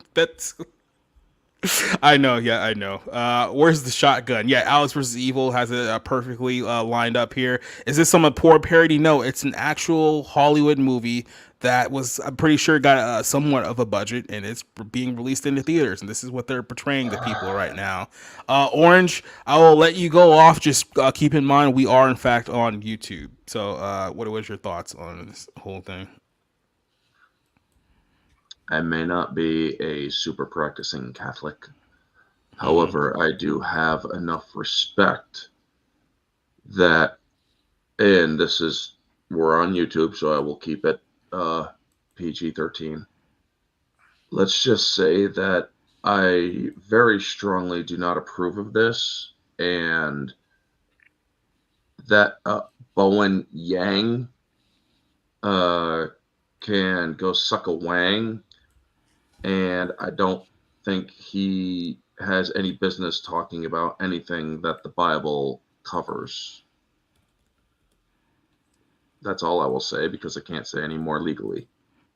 Legally, right? By the way, this is the woman who is doing her interview, Allison. I know, to Cassie's surprise, yes, she is in fact a white woman, a progressive white woman in the liberal city who wrote that article. So yeah, she's just as annoying as she reads in print. Just put it that way. She's so dumb she wanted to be a blonde. Rick. So what are your thoughts about this? Should I make you watch this film just to torture you? Well, that depends if you genuinely hate me.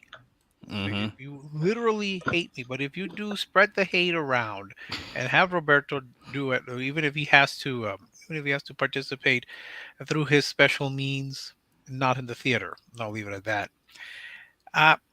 First, I would say the music is bad. The lyrics are really atrocious. The people who wrote the music for this film really have no concept of how to form an actual musical, because it's too the lyrics are too on the nose. The music is not very good, and there's not much, from what I saw in the trailer, there's no real plot. As for so there's that, and somebody mentioned this already in the chat, and I agree. Who again is the target audience? Who's going to want to watch this? People who genuinely enjoy musicals are not going to care. This is not a musical that's being adapted, and already just by the songs, it's pretty bad musical. Yeah. If you remember, Jacob, remember when I went to go see Bros, my gay bestie ditched me at the There was a reason. Yeah. And I figure he's not going to want to watch this either. So who's this for? Who wants to go see this movie once it's being promoted like Rick, this? I can answer that question. Go ahead. This movie is for the extremely pretentious, extremely arrogant, unlikable a-holes who live in New York City and literally nowhere else. This is exactly who these people who live in like Chelsea and Midtown and Brooklyn, and they go to Broadway plays and they wear fedoras and they get stabbed in front of their girlfriend in the middle of the street, and then all of a sudden she can't go to the cops and tell them like who stabbed them, and she's getting like $50,000 for some weird reason, and then all of a sudden the guy gets let go due to a lack of evidence. So it's like those are the type of people who this film is for. This is exactly the type of people who will watch this type of stuff. It's really throwing good money after bad, because that's not. I mean, you make a movie for two reasons: to make art or to make money. This is neither. You're not making genuine art because the music is just so obvious and on the nose, and it's really bad with terrible lyrics. And you're not making it for the money because no one's really going to want to pay to see any of this. So that's already an issue. This is a waste of money, the waste of time. People are just doing this because they think they're being funny, and it's a little massive in joke. No surprise, Jacob. I looked this up. Bowen Yang was in Bros. He was the guy who was going to try to finance the LGBTQ plus museum. Yep, I remember. So I think he was in Shang-Chi too, if I recall that too. He was in that movie, which is also awful. So yeah, I don't remember it. I've blocked it out. Yeah, everybody else did. So this person, I don't know if he's not. I don't know if I want to say he's blasphemous insofar that he doesn't believe. He's not a believer. He doesn't have a faith system that is with Christianity, and I'm going to guess neither with Judaism or even Islam. So he thinks that God is a joke. So that's why he's going to respond in the way that he did. He thinks everything about God is laughable and silly, and so he thinks he's being funny by saying all of these things. I think he generally does not care if he offends people. Actually, he's probably very proud to have offended people, because in his world, believers are stupid or evil or maybe a mix. So I'm not horrified at what Mr. Yang has said, because it's par for the course. But this movie is going to fail. They're going to I think they're actually going to take pride in the fact that it's going to fail. It's not going to be remembered. It's not even worth it. Honestly, Jacob, if you insist that I review this movie, I'm not making anyone watch this crap. I mean, because it's just my only reason why I would ever even watch this movie to see how high it would be on my top 5 worst movies of the year. Like, that's the type of movie I would go to watch and be like, okay, is this worse than Joyride? Because this might be worse than Joyride. And if that's the only reason I would go to even like suffer any kind of time to watch that, because I hate musicals like as it is. Like, even like normal musicals are supposed to be good. Like, I mean, don't look at me, well, Mr. I still hate La La Land after 10 years. It's like, yeah, it's not a real musical. La La Land's not a musical. No, okay, so yeah, it's okay when you do it. So I get it. Yeah, Put it this way. Go ahead. If my theater's Facebook channel puts this up as an option to go to the theaters, I will tell them flat out, I will never go to your business again if you put that godless piece of shit on a screen.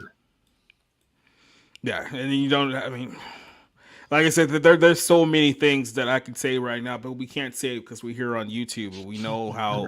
Like, is Susan even still running this app, or is it some other jabroni who's running YouTube now? Some idiot is running. Mama Susan got booted. Yeah, so some idiot's running this and telling us what we can and can't say, especially since there's an election coming up right now. But just know that I don't have anything flattering to say about any of the people involved in this movie, like any of them, honestly. And the one thing I will leave you guys with is may God have mercy on your soul, because I think you guys are going to have a big party and a lake of fire if you guys do not repent from your ways anytime in the near future. So there we go. Yeah, that trailer is not going to sell anyone into watching this movie, because again, the songs aren't good, the performances are too openly over the top. there's nothing there that is of interest to anyone. And trust me, no one's going to say, "Oh, Tony winner Nathan Lane is in this movie. I gotta go see it now." And I mean, that's not a selling point. No, None of the people here are going to like, "Oh, wow."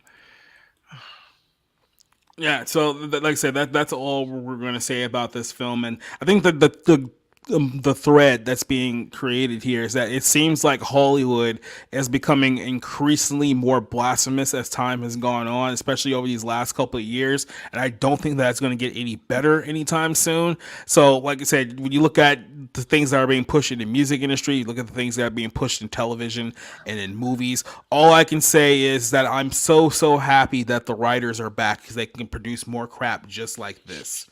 So the next time a writer tells you that they're about to lose their home, just ask them, yeah, what was the last thing you worked on?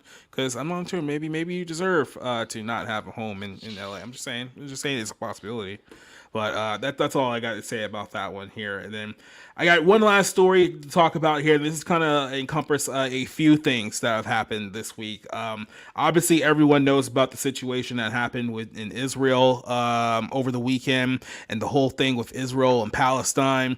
There's a lot of hot takes going on about this right now. I said last night that we'll plan on talking about this story in a couple of weeks when things kind of settle down, because anyone's trying to take an emotional side of this whole story right now, it's just not wise here at the moment. So we will talk about this in a future episode, just not right now. But we do want to talk about something that happened along the lines of this story.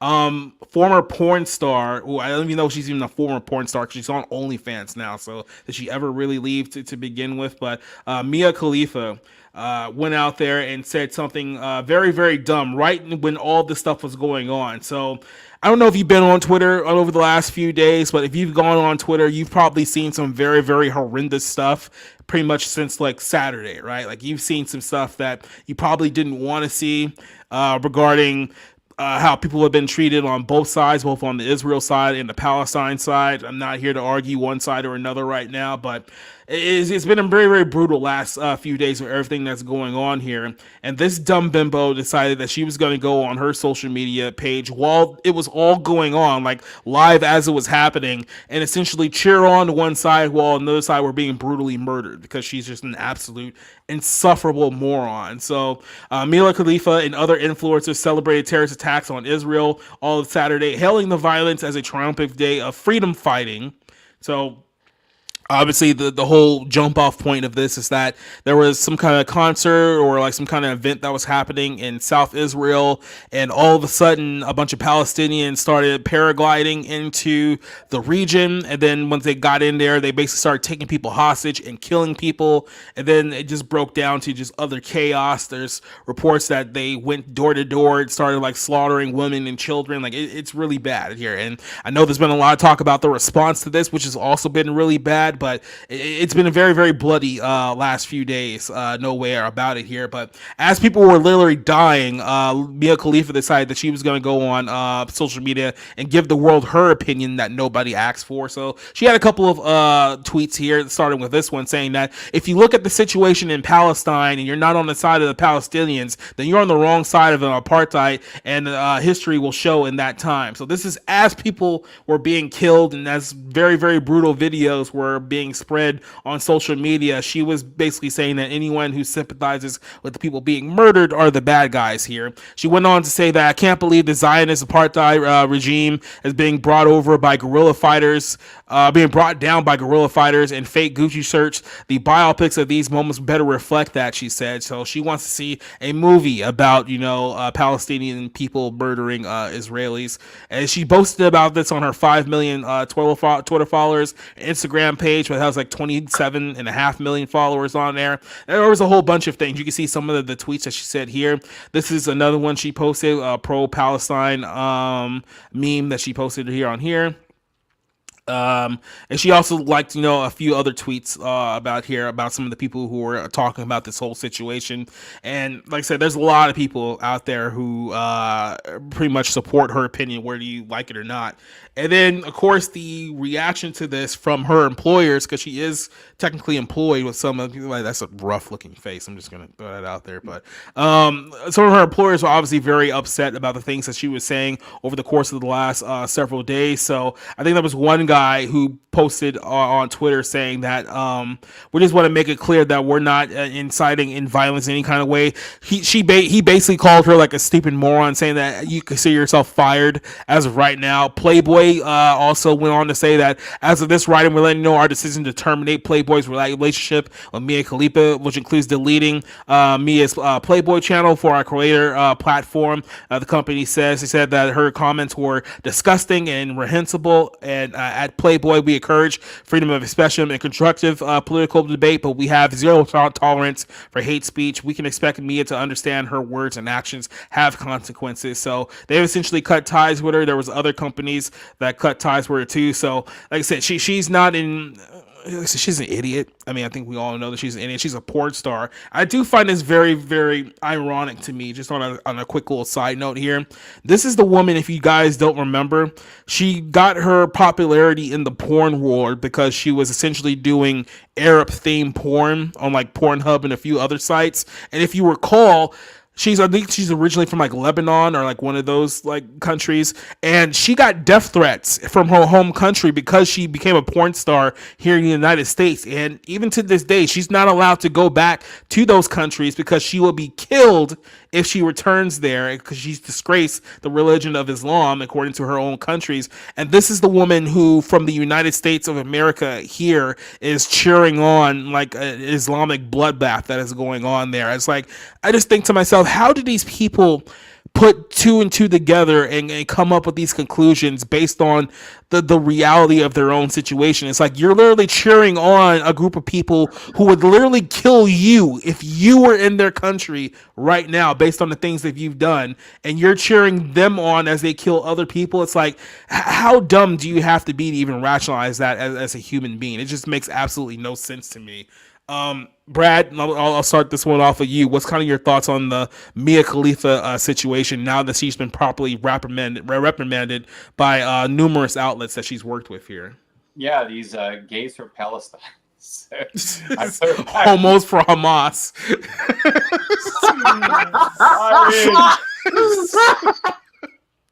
Irony overload here, but that aside, look, I think we have a culture societal problem. Mm-hmm. Because kids these days in school, the teacher will ask them, hey, who do you want to be when you grow up? Who do you want to be like? And maybe for me, it was, Michael Jordan or my father. Now it's, hey, I want to be like this influencer, this social media influencer, this YouTuber, Mm-hmm. So we have a society now that's elevated these absolute dumb shits. And it got taken to the next level with OnlyFans. So you have these people who maybe don't have a lot of self-worth, and they're certainly not ever going to be admitted to Mensa, right? They're not Mensa members. They're not very bright. But what do they have? They have a following. They have a platform. They have a voice, and that ultimately is the concern, because they have the influence other over-impressionable people. And that's my problem with it. She's dumb. I know better. You know better. We're not going to follow what she says. It doesn't really matter. But there are a lot of impressionable people that she's going to influence with the retarded things she says. And as a society, I think that's where we're at. We've elevated these sort of people. Some people know better, and people who are impressionable do not. And that's the risk we take when we have these people, giving them a platform. I mean, and you can blame her, and she has no value because she spreads her legs for money and whatever, but you have to look at the people as well who are subscribing to this and giving her that platform. Yeah. So it is a larger societal problem, and that's what I think. No, I agree. We talked about this like literally on our Bibleans podcast last night. We were talking about kind of the sins of like lust and sexual immorality and how heavily it's promoted in the world today. And I think OnlyFans announced a few months back that they had like $5.5 billion in revenue on OnlyFans just last year alone, like 2022.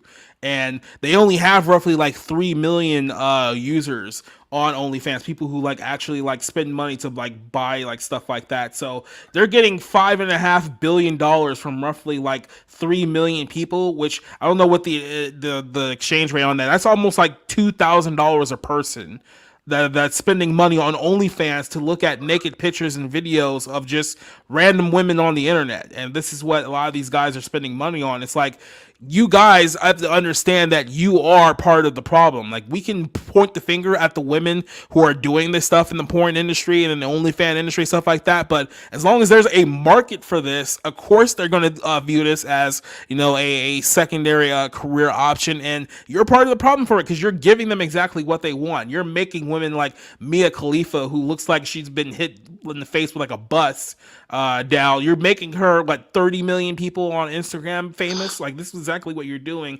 And then she thinks that because she's important now, she's going out there giving dumbass political opinions that absolutely no one's asked for. And here we are as a society worse off for it. Alex vs. Evil has it perfectly. Yeah, the world is doomed.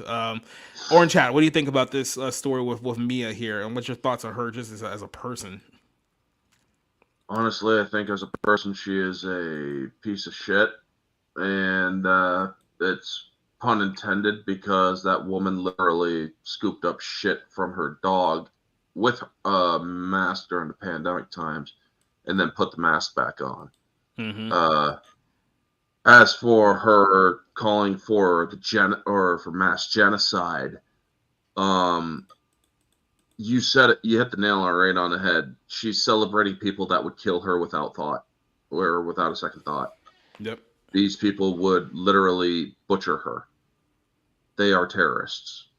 And it's absolutely disgusting that this woman, I mean, I get you have your religious views, but you are of a religion that dictates you are nothing more than your husband's meat puppet and slave, essentially. Mm-hmm. So yeah, I really do not give any or much stock into what this woman. Well, actually, she doesn't even deserve that title after sympathizing and supporting terrorism. In my opinion, makes you less than human. So I honestly do not give much stock to what that thing says. I gotta put it to you like this way, like, Natalie Portman, who, if you don't know who Natalie Portman is, has been no fan to Israel whatsoever, even though she was like born there and like raised there as well. Like, she's been one of the biggest critics of the country of Israel over the last several years. And even she came out to condemn what was going on there over the weekend. So when someone like Natalie Portman has a better take on Israel than you, like, that should really put you in a mode of, wow, I'm really in the wrong here. Like, I'm really completely off the wall. Rick, I know you've been talking about this last couple of days. What are kind of your thoughts on Mia Khalifa's statements here?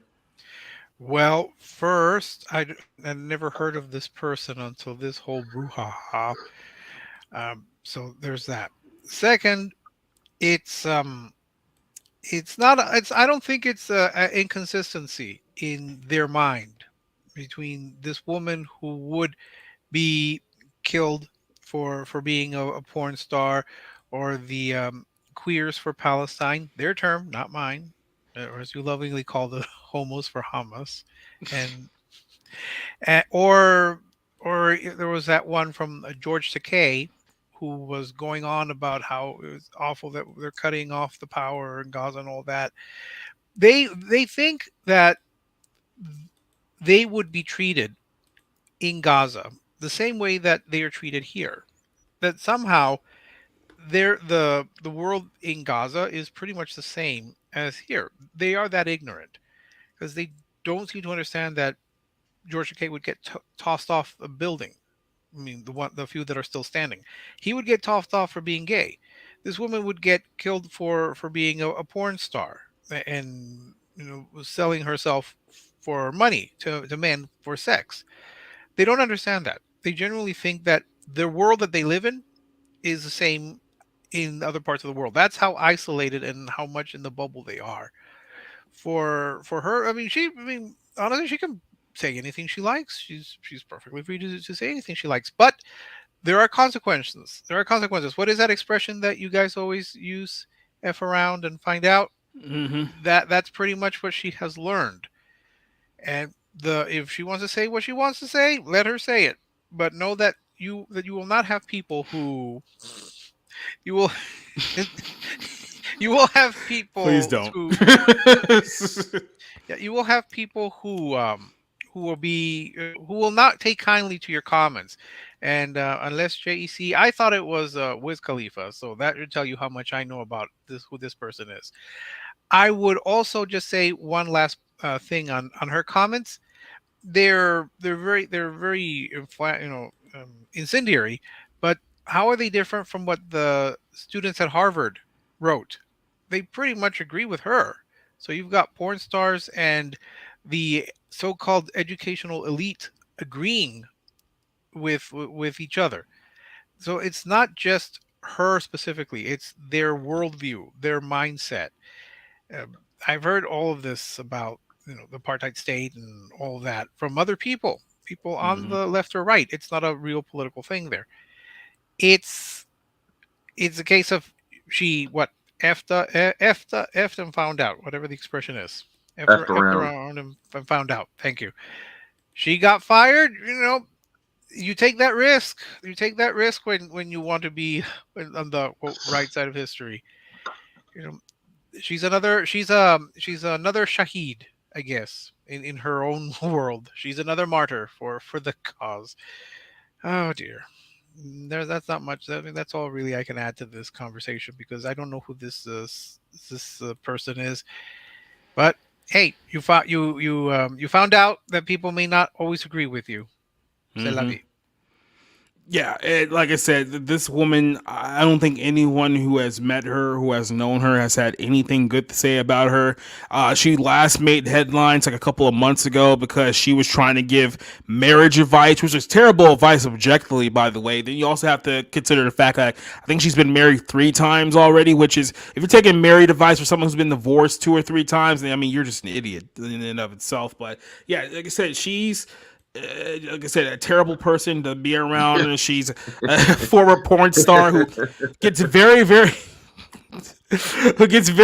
upset when you bring up her past because she doesn't want to be known as a porn star anymore. But then you're doing OnlyFans, so it's like you see this a lot with a lot of modern women these days. It's like they want to be a hoe, but they don't want to have the reputation of being a hoe, right? It's like they want to go out there and say that they slept with like 50 to 100 guys, but they don't want to have that reputation as like, oh, she's for the streets, so don't have anything like to do with this woman. It's like you can't have your cake and eat it too, no matter how much you bitch, whine, and complain on the internet. That's not how this is gonna go down for you. And like I said, you're not a very likable person, and I hate to really hammer that onto you, but that's the best thing that I can say here on YouTube about you, is that you're kind of a twat, as our British fans would like to say. My buddy Steeg on Twitter, she had said something about why can't these Palestinians record anything with their phone by turning it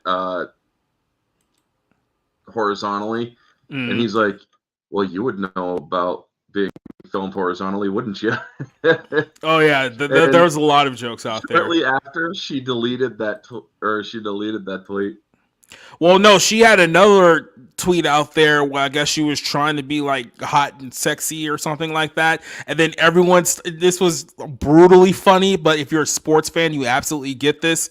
Everyone started posting pictures of like famous sports athletes, like on teams where they were like well past their prime. So they were like posting pictures of like Shaq on like the Celtics and like Vince Carter on the Hawks. They're like way over the hill. Just to like prove like she's hit the wall so bad. And it's like you every time you open your mouth, you just give more and more chance for ridicule. It's like you're one person who just absolutely just needs to shut up forever, because nothing good has ever nothing good has ever gone into her mouth either, I guess. But I mean, that's a good topic for another especially time. especially when her audition for a Shicer video with her dog and the cleaning up after it. Yeah. And JAC says 50 to 100 is lowballing it. I just now saw the clip of, if you guys remember the American Gladiator Nitro, he was like the most popular gladiator like around. Yep. He was on one of these like podcasting. It was like the Weather podcast. He's talking to his daughter who's 18 years old, and his daughter basically admitted that she had already slept with like 8 guys. And I'm trust you, that number is an absolute lowball. Like 8 was the number she was willing to admit to, right? She's 18 years old. She's already slept with at least 8 guys, probably a lot more than that. And you just see like the look on his face, like just the absolute disgust in his face. And like his daughter, like understanding like, yeah, your daughter's a whore, that she's basically been around all over the block before she's even legally able to drink. Like she's just been legally able to buy a pack of smokes at the store. She's already in double digits as far as body count goes. That ain't nothing. You guys remember Maury Povich? Oh the yeah. show where they were doing the Uncontrollable Teens back in the like late 90s, early 2000s. A girl freaking she was like 15 years old, bragged about having sex with over 150 guys in 2 years. And one of them she slept with for a bag of potato chips. So it's like, yeah, all y'all saying that you slept with 50 or 100 guys, you're lowballing it is a tame way of putting it. You got no game compared to some of these fools or some of those fools. And here's another thing too. Women like to go out there and say, well, we can tell when a guy's a virgin. Okay, that's fair enough, right?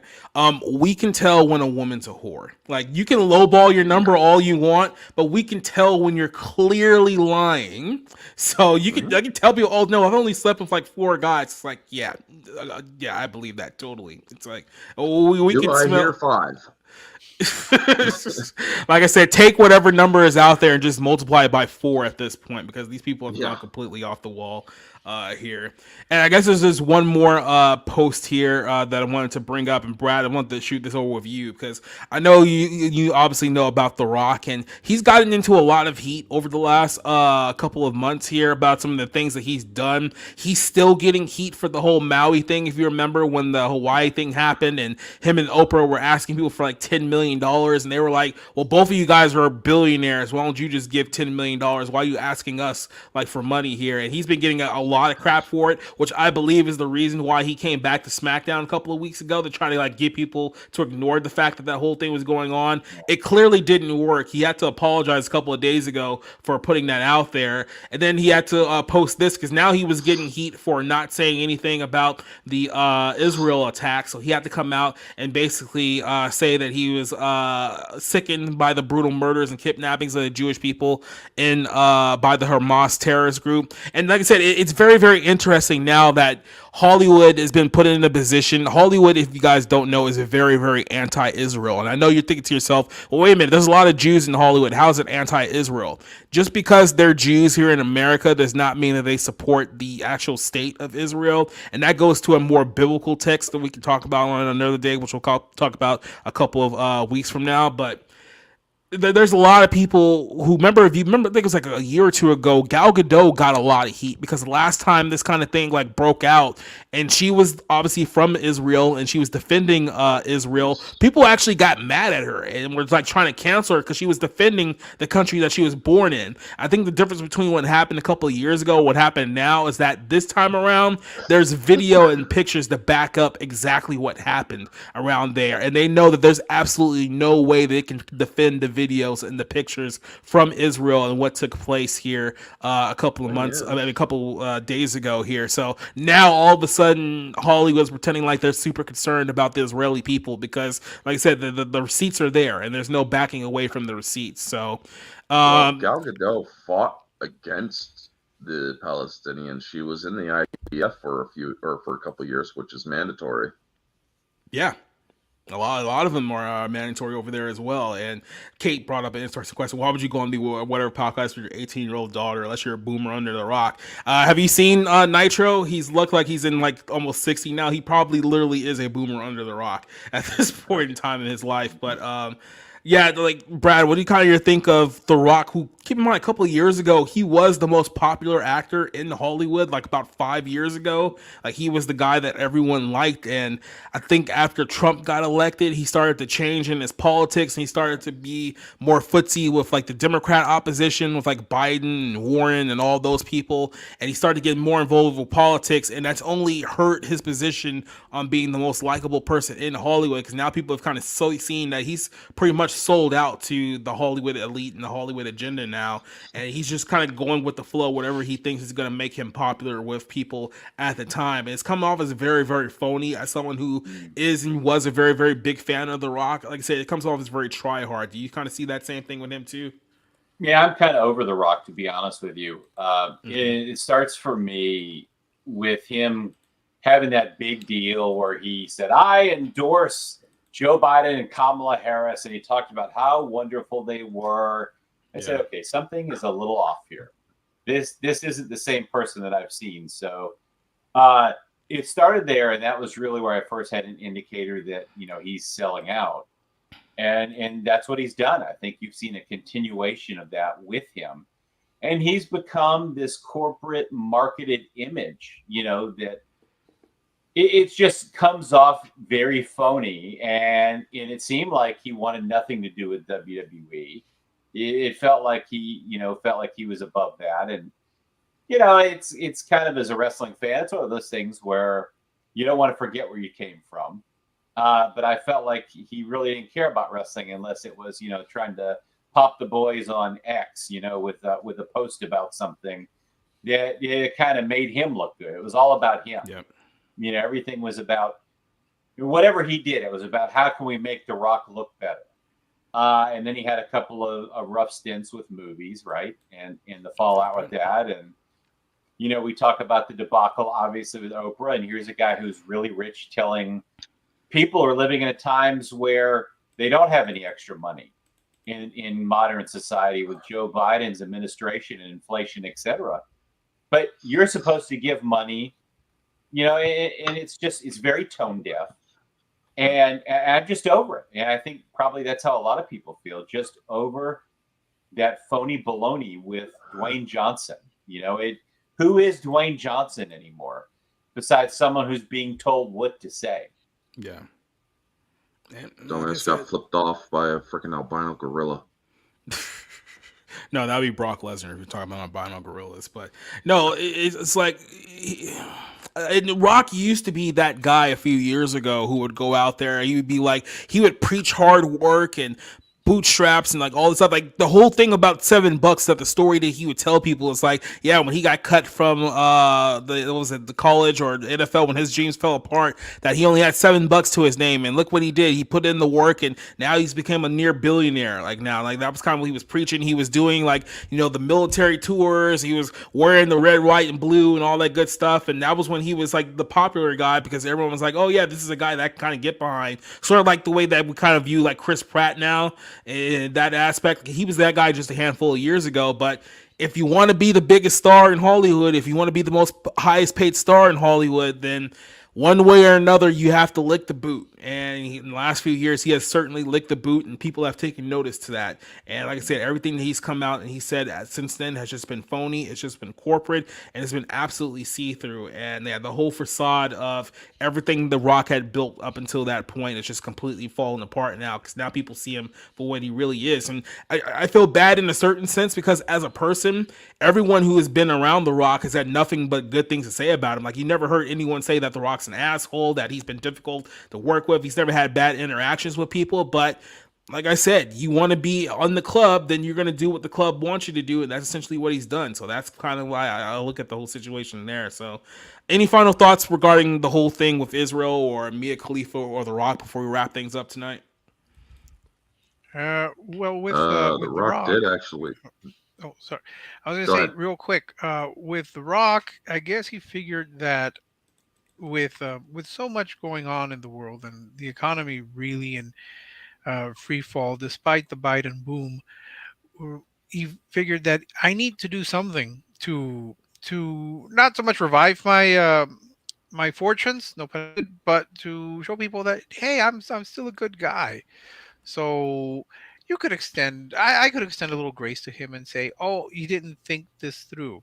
It's just that there have been other incidents, I guess, with him wading into the political waters. Again, if you wade into the political waters, you should be aware that there are people who won't agree with you. That's why it's very difficult to try to maintain your stardom and just stay above the fray. I think I want to say Tom Cruise is probably the last one. He probably has opinions. He's probably on the left. It doesn't matter to me. It doesn't matter to a lot of people because he doesn't make it the central focus. Even someone like Mr. Lovable All-American Tom Hanks, he's decided to be more vocal and now is starting to become a little more strident. He used to be someone that we all loved, but now he's becoming more divisive. And you think of someone like Betty White. She is still beloved, even though she was a Democrat. I mean, most people didn't care. So this is a lesson. The whole thing with The Rock, it's a lesson. You wade into things that you are not known for, and you expect pushback. But if he really honestly made a mistake or didn't think things through, fine. He still has enough capital to maybe have people say, "Oh, okay, you made a mistake. You own up to it. Good for you." Yep. Go ahead. And he actually did come out to apologize to the people who he was asking for money and whatnot. He actually pulled the whole or I was making 7 hours a day and whatnot, or $7 a day and whatnot. And it's like, yeah, here's the thing, dude. Remember, you're a person who could literally write a check for $10 million, send it to Maui, claim it as a write-off on your taxes, and then make it back in less than a year. So, honestly, anything you say nowadays, it just comes across as shallow and ignoring worthy, because honestly,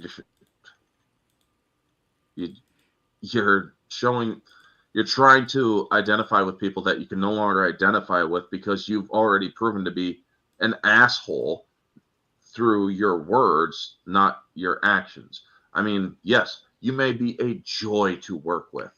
However, what you did with Oprah, where she's quadrupling down, it's nice that you actually did a little bit of reflection. But still, it was an asshole thing to do. A lot of people said, or as Rick said, he didn't really think it through. Honestly, he didn't really think at all when he came out with that. But yeah, those are my thoughts on that. Maybe he just thought that, with the Biden boom, everyone just has lots of money in their pockets right now, so they could just shell out a bunch of money and no one was going to think twice about it. So, I mean, and that just shows a lack of education. Or a lack of perspective, I think, is more likely there. But so a couple of things before we sign off here. I also forgot to mention that our show a couple of weeks back, or when we were talking about Selma Hayek, had initially got claimed by the WWE because we played this clip. We have 3 words for you. Go yourself. And WWE actually claimed the entire video and said that we were copywriting their stuff. So, of course, I disputed it, and I got to notice today that dispute has been overturned. So that video, that stream is back up on YouTube because it was a stupid one to begin with. So I was like, I don't even understand why they were going to try it.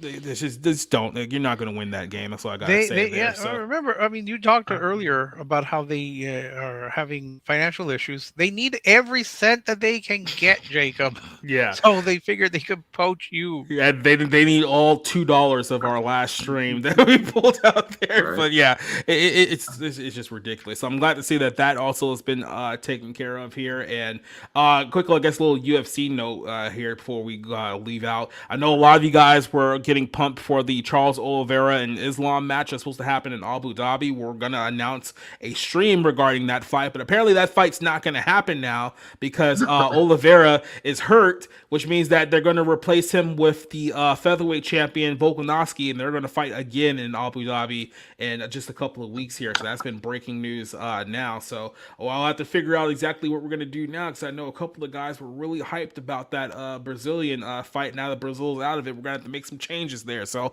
I'll keep you posted on where we're going with that one here. But before I'm going to go ahead and give the floor to you guys and promote anything that you guys got coming up here before we sign off. I think we should start off with our guest today. Brad Shepard, who's joining us here during obviously the biggest night in the history of professional wrestling here tonight with NXT and WWE. So I'm gonna go ahead and give you the floor here and what you got coming up. Where can people find you? I know, big boy.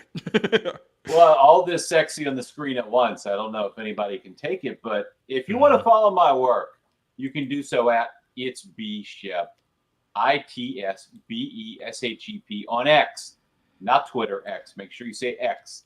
You can follow my posts. You may like them, you may not, but hopefully I'll make you laugh. I'll make you cry, and I'll at least be entertaining. I'll say that, whether you agree with me or not. So give me a follow, and let's have some fun. All right, we'll do. I'll definitely link your Twitter here in the chat here for a second. But let's jump over to our buddy Orange Hat. What you got coming up, man? Well, I just got done doing a Tuesday theme stream. Tuesday theme streams this month are Military versus Aliens. Wednesday, or not this Wednesday, but next Wednesday, me and my friend Mara Jade are doing the Halloween 1s and 2s, where we're going to cover the original Halloween from 1978, and then we're going to kick off singles the following Thursday with Bram Stoker's Dracula and Silver Bullet the week after. Sundays are the Book of Wick Sundays, where I am covering John Wick. We just got done doing Chapter 2 on Sunday, so Chapter 3 is up next. And I'm just getting as much content as I got out. Currently, I just put out a thing about the NHL, as well as Max's streaming service, CFO, is defending the price hike. So, yeah, make sure you check out those videos. Also, I got a Halloween mask, and I do funny shorts with it. So check those out, too. All right. Then, of course, our good buddy Rick, what do you got coming up, man? Well, I know you'll be thrilled to know that I have more haikus coming up. I also have my reviews. I'm right now going to space out my reviews for all 3 Big Fat Greek weddings. I just published the first one. Part 2 is coming out soon. Part 3 should be done by the end of the week. And also, my beloved Life with Lucy retrospective is still going on. Yeah, it's not getting any better, but we still love Lucy, but dear God. Other than that, yeah, that's it. More reviews, more haikus, more Life with Lucy. That's it. Everyone get well who's not here. Yeah, like I said, just like I say, a quick little shout out to our guys, Cassie, Johnson, Johnny, a few of our guys who couldn't make it tonight because, like I said, they're dealing with issues. So like I said, keep the thoughts and prayers and good messages to them. Like I said, they're going through a tough time right now. Hopefully they'll be back soon, but we'll get our full cast set back here. And Rob too. Rob obviously was supposed to be here tonight, but he got a little bit sick, so I guess throw Rob in there as well. But here's what we got coming up here on the channel to let you guys know. This Friday night, we're going to do another movie night. If you didn't catch our movie night last Friday night, we watched the film Can't Hardly Wait. And it was our highest viewed movie night on Rumble right now. The full show is up on Rumble. I cut out a few clips. They're also on the YouTube channel as well. This Friday night, we're going to be doing another movie night, and we're watching Bring It On, the original Bring It On from the year 2000. And I got a lot of commentary to talk about that film. So we'll be watching the first 30 minutes of that stream. We'll be talking about a few topics here on YouTube. Then we're going to switch over to Rumble and Twitch for the film itself. So definitely check that one out on Friday night. This coming Monday night, we're going to be doing the final episode of our Do Not Love the World series for the Bible Lens podcast. This week, we're talking about the sin of idolatry. So we're going to wrap up that whole series. Then, like I said, in 2 weeks, we're going to talk more in context, more in depth with the whole Israel-Palestine conflict that's happening right now. So a couple of very interesting shows coming up on that program in the next couple of weeks on Monday night. And then, of course, next week, we'll be back here, episode 70 of the Barroom podcast. So, like I said, Friday night, we'll be doing movie night. That's at 10 p.m. For those wanting to join us. Monday night, we'll be doing the Bible Lens at 8 p.m. And then, once again, next week, we'll be back here, same time, 9 p.m. to do the show once again. So, quick little shout out to everyone who joined us throughout the course of the night. I'm going to try to get through as many of these names as I can because there was a lot of you guys tonight who joined us on the show. Leslie Tarkin, Neozoic, Alex vs. Evil, Vanya, Duke Nukem, Kate joining us here tonight, Tactus Jones, JEC, Obviously, Cider, giving a quick little shout out to Cider, who was here earlier in the show tonight. Sigma Chicken, who was here with us. Cassie was in the chat with us tonight. DK. Spencer, who joined us on the show here tonight. Who else do we have on here? Mephisto's movie reviews. Shout out to him. I want to make sure I got everyone out here before we sign up. Drax the Clown, I'll give a shout out to you as well. And I want to make sure that's everyone. Is that everyone? I think it is everyone. And yeah, I think that got everyone. To everyone who joined us here tonight, who I didn't give a shout out to, thank you for joining us for another episode. Hopefully we will see you. If not Friday night for movie night, we'll see you Monday night. If not Monday night, we'll see you next week, next Tuesday here on the show for another episode of the Ballroom Podcast. So we're going to sign off here. We're going to hit the outro. Good night. We'll see you guys later. Wave to the crowd, or I guess wave to the crowd. Why is the light is reflecting and blocking my hand? I am in fact waving, even though you can't see it from here. So good night, everyone. We're hitting the outro. Good night. See you later. It's over. Go home. Get the hell out! Get out! Get out! Get out! Okay. Get out! Get out! You get the hell out!